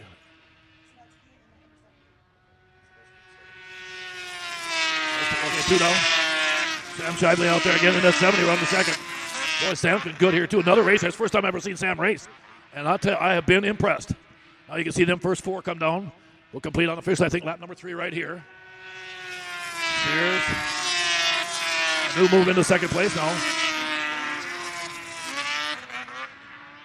Again, down that back straightaway, they loaded up into turn number 3.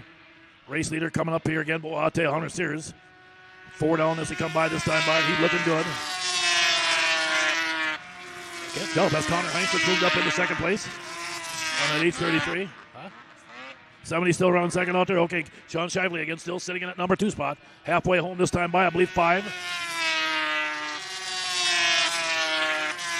Moving up in the 4th, the 27. Brennan Sather has moved up in the 4th on that machine of his. Sather making a good push up there again. Like I said, this is all so important. These are qualifiers for the big one, the overall points in this thing. Coming in. Here they come again, 6 down as they went by that time by. And again, like I said, these are long races. Like Pappy said, 10 laps. Sabetsky second now. Okay. There he comes by 7 in, I think, this time by, if I'm officially right. And so far, Hunter Sears trying to stretch that lead, and he'll be the favorite going into Detroit Lakes right now. But you still got to finish, you still got to win. He's not quite done yet. 8 down, I believe. Oh, it's 9. There it is, 9. And a battle for second heating up again. Sather's now back to 4th. They're sitting 4th in there. That fight for second and third place, they've been just going back and forth and back and forth. Every lap, they seem to be switching. The race here to watch is the second, third, although Sears has really put on an absolute lead out there, but man, second and third are really going after each other. Yeah, great finish that day. I couldn't see the numbers in the couple, so I missed them a little bit. I know for a while it was, again, Shively in that 70X up there running very good. Great job by Shively out there. I'll tell you what, that was a good race, and Sears was strong. He was strong all afternoon, and my gosh, he won there by a half a straightaway length. A good, wonderful team and a good race sled there this afternoon. You bet, and a great finish by Jordan Sabetsky out there, too. What a finish by him. Boy, I'll tell you, came up and locked in and stole that spot. Okay, let's move on to race number 51, folks. We got a few more to go here, not too many. But let's get ready for the women's F500 final. And boy, ladies, I tell you what, we have got a Hall of Fame lineup here. Jaslyn Rathke's going to blast off on that familiar number 30 machine. Keep an eye on her. She's already got a win earlier. Jasmine Braith is really good. She's going to come out on a 57. Jennifer George had a bunch of wins earlier this season. She'll come out on the 11 out there again. Jennifer, again, had some good wins. I think she had a couple wins earlier. I don't see them on my spot here, but I know she had 2 wins. And then, of course, you got the women's world champion, Kendra Westland, coming out on the 113. Jumping up, Claire Jensen's a young, talented racer on that 86 in there. The 434, Miranda Peterson. Marley Peterson on the 44. Young Cassidy Becker's going to jump in here. She's still getting her feet wet on that 113 of hers. And, of course, Hannah Cook on the 75 right on the outside. So, again, here we go. Women's final. I believe it's a 5-lapper. So they get ready. They get set. There they go.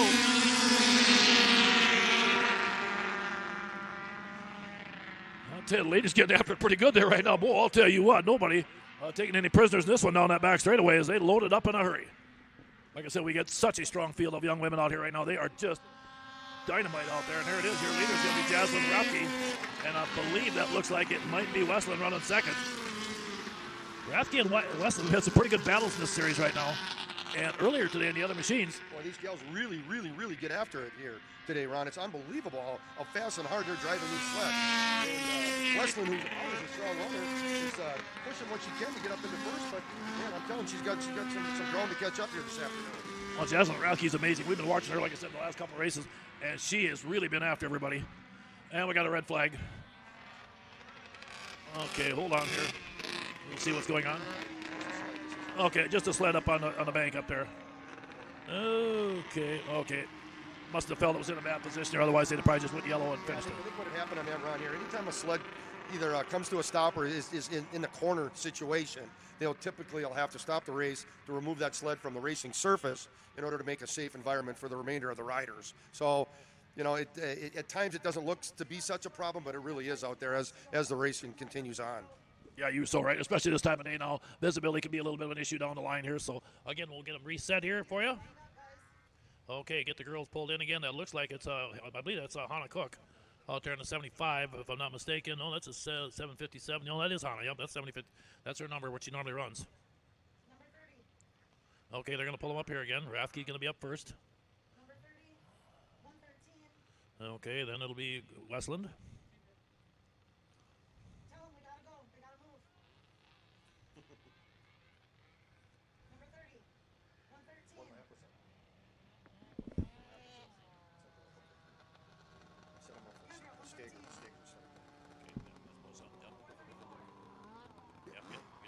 Yeah, so folks, what you're going to see here coming up here now is anytime there's a stop in the race in the middle of the racing surface like this, they're going to set them up in an order called a staggered start, and they'll give them about a half a sled length between each sled, and our Denny, our flagman, is just setting them up there real nice. Depending how they were running at the time that the race stopped is how they're going to set the start here for the remainder of the race. So they're just lining them up. Once he gets them where he needs them in place, in that order of where they were running in the race, then they'll start them up and go again. So I think that was on about lap 3 when that happened. Okay, field's about set. We just lost the one machine, Hannah Cook.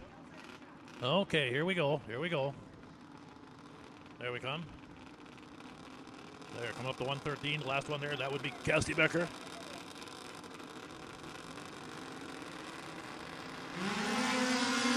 Oh boy, a bad start that time for Kendra Westland, the ladies world champion. Did not get off the start at all, and that opened the door. And I'll tell you what, I don't think you want to give Jaslyn Rathke that much of a jump start because she. When they get going there, Ron, there's no holding back, and these young ladies are really flying here today. Boy, Jaslyn's fun to watch. Look at her. She just, you can't even see her on the sled. She lays so low, like you said, keeps her weight over there, and just really maintains the heat. Let's take a look back here. Oh, Miranda Peterson up there, 434, running second there. So Miranda running that number 2 spot. Boy, she pulled right up into second there. Miranda Peterson is running solid. Oh, here comes Kendra. Kendra's not going to let her sit there very long. Matter of fact, they're going into turns 1 and 2, and they are actually 2 and 3. We're going to see how they come out of this. Kendra's pulling down the outside of the track, running a pretty good race there, Ron. Yeah, here she comes into the number 2 spot again. But like I said, Rathke takes the checkered flag. She gets the win. There it is. Okay.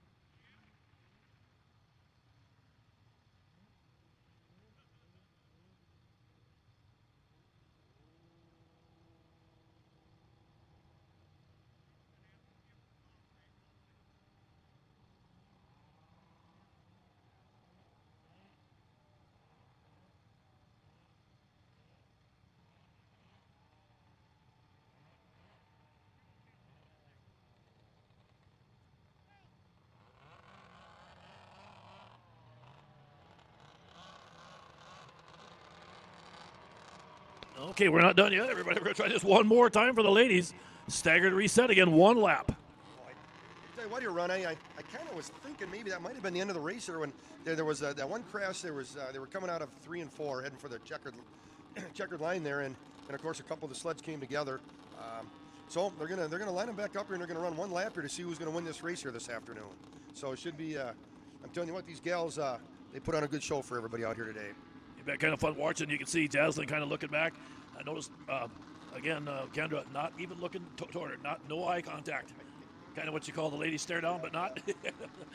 That's how focused they are right now. You think they're in a little competition there. Okay, again, like I said, getting toward the end of our race day here. But we'll get, we might have to move, I don't know if we'll have to move up our F500 final. I don't think we will, but okay, let's get ready. Here we go one more time.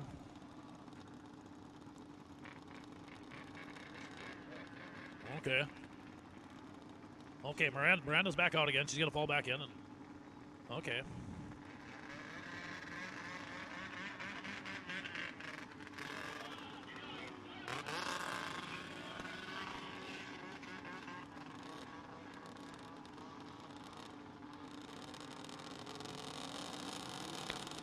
Okay, race fans ready to get back out again. Here we go. Rathke gets off to a good start. This time that battle for second heating up again. Kendra Westland sitting in at number 2 spot down the back straightaway as they come down there right now. Checker flag going to come out here right now, going in turn 3 again. Jaslyn Rathke looking good out there in that lead, coming off turn 4. And she's going to hang on, get the win. Kendra Westland second to 113. George finishing third, if I'm not mistaken. But again, there we go. Okay, now, race number 52 coming up here right now. We got our Superstock 440 Liquid Cool coming up again. Pappy will get ready to go. Kyle Mogg back out again, boy. Here comes Team Mogg. Oh, man, he's been good. You knew a little bit about him. Yes, sir. He's been tough all afternoon here. They've really put on a nice race here. Yep, the 731 is Zach Hilton. And, of course, Tanner Davis, good, solid runner in that 685. The veteran John Paget in the 2. The veteran Ed Lurkey out there in the 99. Dave Rieger. Dave Rieger's back in the 156. Again, been running that Polaris for many years, and he's done a great job. And then Brandon Barber, who we called Richard earlier. But look at Brandon back in there again right now on his 72. Brandon, we apologize for that. If I remember right, Brandon used to race cars. He was really good at that, too. So he won a bunch of races when I worked down at KRA in Homer, where I still do. But okay, let's go. They dropped that green. Here we go again. Boy, good start out there again. Rieger got a good push again. Let's see how this thing plays out. Barber's been really good all day. Like I said, sun kind of setting down over the horizon a little bit, but still nice and daylight, so they can see good yet. We've only got about 3 or 4 more races to go here, so we're getting down there. Yeah. Again, that Rieger in the lead in the second one. Okay. Brandon Barber again. Well, I'll tell you what. Okay. Okay. Kyle's right there again as usual. Keep an eye on him again. Barber's been very good out there. Boy, Brandon just comes up here. White flag coming out here for Barber, your race leader. Mogg moved into second place here. Rieger's now third, but Mogg's got a push on him. He's got 1 lap to go, but around the white flag came out. Mogg's making a run down the backside here. Could have a good run going into 3 and 4. We're going to see here. And boy, they're strong sleds there here. But I don't know if you're going to quite catch Barber. He's running good. Yeah, Barber's hanging on there, boy. Look at Mogg. Here he comes, though. And I'll tell you what, 1 more lap, folks. We got us a dandy. Nice job, guys. Yeah, another good race out there. We've had a lot of close finishes today again. Well, that's been fun. And right now we got 53 coming up, 85 and older Superstock 0 to 400 singles coming up. These are the old timers again. Cole Atkinson should be coming out on the 19. John Warner out of Fargo on the 84. Greg George, who's been very good all day, comes back out on his familiar number 1 out there again out of Princeton. Tucker Braith comes out again on the number 40 out there. Always fun to watch him. And the veteran Pierre Jensen, like you said, back out getting more race again. Trace Buckmaster on the number 3. And Miranda Peterson scheduled to come out on her 430-43 machine.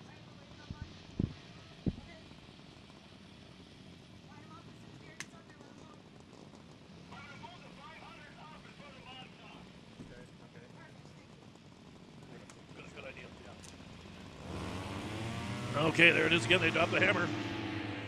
Good start out there for Tucker Braith in that 40. Tucker got the lead early on this one here, but I think George might have got by him that time as they come off turn 2. Craig George down the back straightaway in that 1's always tough. Braith right there also in the 40. Now they come into 3 and 4. Here they come here. Well, we might have a switch for the lead out there. I think it was at one time George, but I think Braith might have retook it. No, George got it back again. Sitting in third is going to be John Warner. An update for you race fans, they are going to move up the F500 A main to race number 54. It will be moved up one, and the Mod Stock 440 will be last. For you fans here, out there, they're going to move that, again, that big F500 final up a race, so we can try to make sure we get that in. And now the battle for lead heats up again. Boy, I'll tell you what, George is hanging on, but Tucker Braith is all over him. Tucker's been up underneath him a couple times. There they come again. And these old machines here, you're all over the place on them things. About like riding a steer. So it's old school sleds. These are 1972 and older, but I'm telling you what, they've done a really nice job of modifying them and setting them up, and away they go. But they really put on a nice race. Yeah, they're not the easiest thing in the world to ride. I mean, I'll tell you what, they are all over checkered flag ways. There it is. And Greg George going to get the win. What do we got here now? Okay, we're going to do a quick...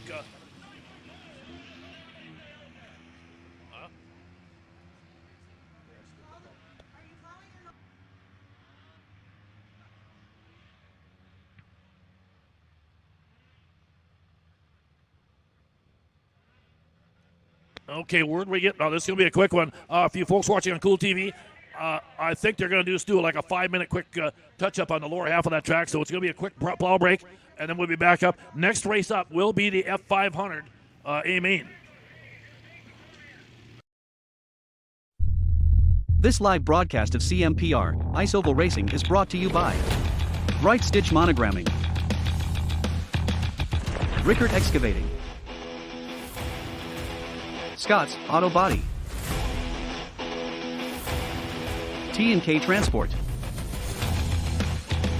and Vintage Snowmobile Magazine. Northern Crankshaft NC Sales is a proud sponsor of CMPR. Your local power sports one-stop shop, servicing snowmobiles, ATVs, UTVs and motorcycles.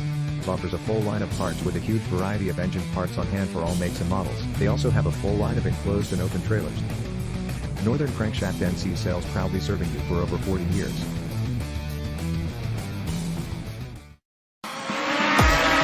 It's the Sauk Center Snowfest Racing Festival presented by MBC Drainage. Saturday, January 28th, featuring CMPR snowmobile racing action. See the area's fastest racers and sleds take to the track on Sauk Lake at the Sinclair Lewis Park Boat Landing. Hot laps beginning at 8 a.m. The racing starts at 11. It'll be a day of family fun with food, a warming tent, hot beverages, cold beer, and admission is free. Don't miss the racing action Saturday, January 28th on Sauk Lake. Find out more. Go to SaukCenterChamber.com. For a taste of greatness, try Papa's Seasonings at your next cookout. Anyone can cook a great steak with Papa's Steak Seasoning. This versatile, very low-sodium seasoning is excellent on a variety of meats. For the best ever ribs, use Papa's Rib Rub, also great on ham and chicken. For the barbecue lover, our delicious Papa's Barbecue Sauce is perfect for grilling. Also try Papa's Bloody Mary Mix. Our line of Papa's Seasonings and barbecue sauce are the best out there. Get yours today. Available at Lake Country Meats Alexandria.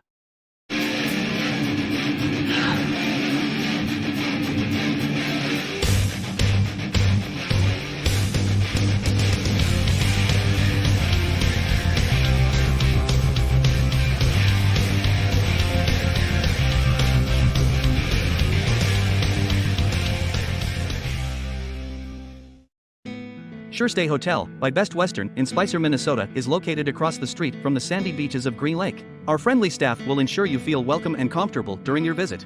Our clean, cozy rooms provide an excellent environment for resting up between activities. Enjoy our heated indoor swimming pool and spa. A complimentary continental breakfast is offered daily. To book a room, call 320-796-2300 or visit bestwestern.com.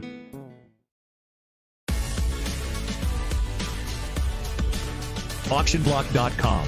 First with online equipment auctions in 1999. First in worldwide registered users. Sell with a leader. AuctionBlock.com. Call AuctionBlock today. 218-483-7880. The experienced team of MBC Drainage LLC is here to do everything in their power to help you rectify any drainage or excavating problems you may be experiencing. With over 90 years of combined experience, we offer complete farm tile drainage services and a number of helpful excavating possibilities for your convenience. Just contact our team when you need help. We will be happy to sit down with you and provide a free consultation. Call today for more information or visit us online.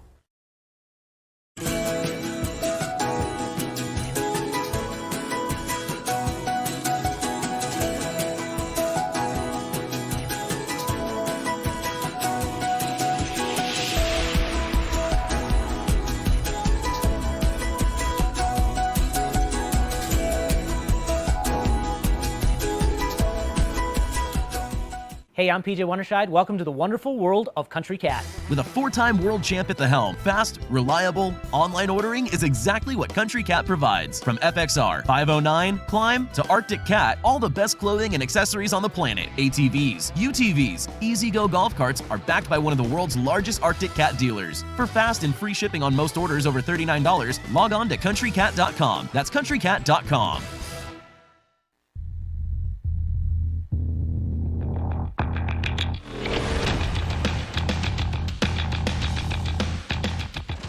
Pappy, looks like we're about ready to get going again. Well, I tell you what, it's been a great afternoon over here on the race on the Trace Lake here in Grey Eagle, Minnesota. It's been an enjoyable afternoon, and they're just finishing up a couple little more turns here with the plow. We got 2 more races to go this evening. And just to follow up there for anybody following us here this evening, next week they'll be over in Detroit Lakes, Minnesota, and on Saturday. And then the following Saturday they'll be down in Glenwood, Minnesota, right out in front of the ballroom there at Jill's Ballroom down there. And they also put on a great race. The CMPR, Central Minnesota Pond Racers Association, has really been really outgoing and putting on some great races over the last few years. And so we're looking forward to the last 2 races and end up our season. And just a special thanks goes out to my friend Ron Krogier. I've got the race in front of him for many years. I got to sit up in the booth with him. He's been a hero of mine, and I've enjoyed the whole day spending the time with him. So thank you, folks, and thanks everybody following us here on TV today. And I do appreciate Ron and his friendship. He's going to announce here the last. We're going to line up here for the F500, and it'll be 7 laps, and we got a lot of hot racers in this last race. Here you go, Ron. Oh, thank you, Pappy. Appreciate all your hard work. Boy, it's been nice. Yeah, like I said, we got the Country Cat F500 qualifier coming up here. Next, second feature of 3. And like you said, that race in Detroit Lakes next week, of course, be right down on Big Detroit Lake, right by the Holiday Inn in town. They're a pretty neat deal there. And the city of DL's always got something going on, it seems like. They've got ice castles going on and stuff out there, so it should be a while. But right now, Dylan Fox should be coming out in the Hart Roofing number 23. He'll be one of the main starters in this one here. And then, of course, the 215 of Dalton Broughton's going to jump up there again. Broughton out of Butterfield, Minnesota. Again, he's got 2 wins already this season. Justin Lundeen's been almost untouchable in the Pinkett Ford 124. The 9W, that'll be Jeff Watson again coming up here, and he'll be in that Northern Crankshaft number 9W out of Princeton. Tanner Foss, the 111, also joins in on the party. The 965 of Austin Graber out of Clear Lake, Minnesota, along with the 75 of Adam Gorno again. I think Adam's one of our Wisconsin guys coming over here again. Then the 113, the ladies world champion, Kendra Westland sitting on the outside out here again. Aaron Davey, the 213, and then Ross Olson also joining up out of Glenn, Minnesota. The Walmart number 5. Here we go. Here they go.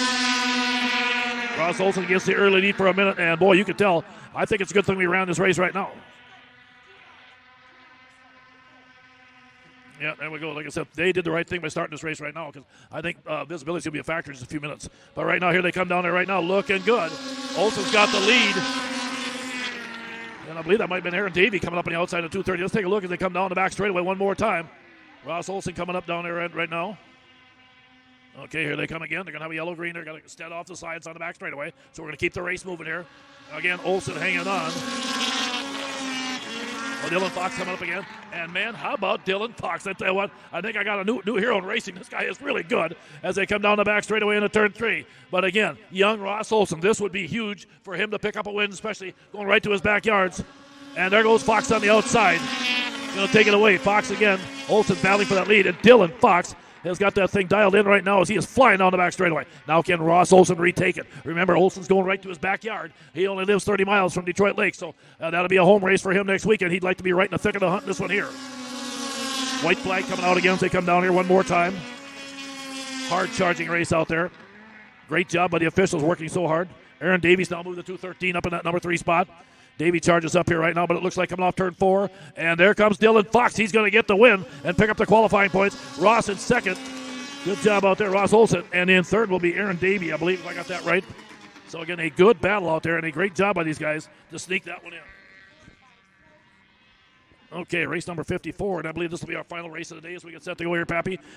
Been a wonderful afternoon out here, like I said, as the sun is setting over here on Trace Lake, and we're just going to get the rest of these little our last race here for the afternoon in, and then after this evening, we're going to head downtown, beautiful Grey Eagle, to the Double R there with the Ponch family. Bobby Ponch is going to support, and we're going to have our awards banquet down there, so all the racers will load up their equipment on their trailers and head on down there for the rest of the evening. Oh, that should be a lot of fun for everybody. Okay, Montstock 440. Trenton Bell will be out in the number 29. Kevin Bonowski out of Miller, North Dakota, in the number 91. Chad Seidel again on the 30, also jumping up. Kyle Mogg back out again on the familiar number 130. And John Warner on the 84. Here they come. Here we go. Mogg and the Cat gets outside. Started out a little bit slow, but moved right into the lead right now. And boy, Kyle is back up front again. Again, this will wrap up our day here today, our final race here of the afternoon. What a busy time as we're almost at 6 o'clock. We've been racing for 7 hours. We've had a lot of racing today, I'll tell you. Again, here they come down off the front straightaway. Mogg with the lead out there, looking good. Boy, again, Kyle's one of those guys that, and the thing about him, it seems like even if he doesn't get a good start, he just picks it up and just gets faster every lap. Well, he's been able to start from the back and work his way to the front, and then now this one here, he's got out in front, and nobody's going to catch him. It's they just got a really nice Arctic Cat program there, and he's been hard to catch up here over pretty much most of the day. So consistent to watch him ride. I mean, he's just a very, very good racer. Down the back straight, last lap. Company is coming a little bit, though. They're trying to close the gap on him.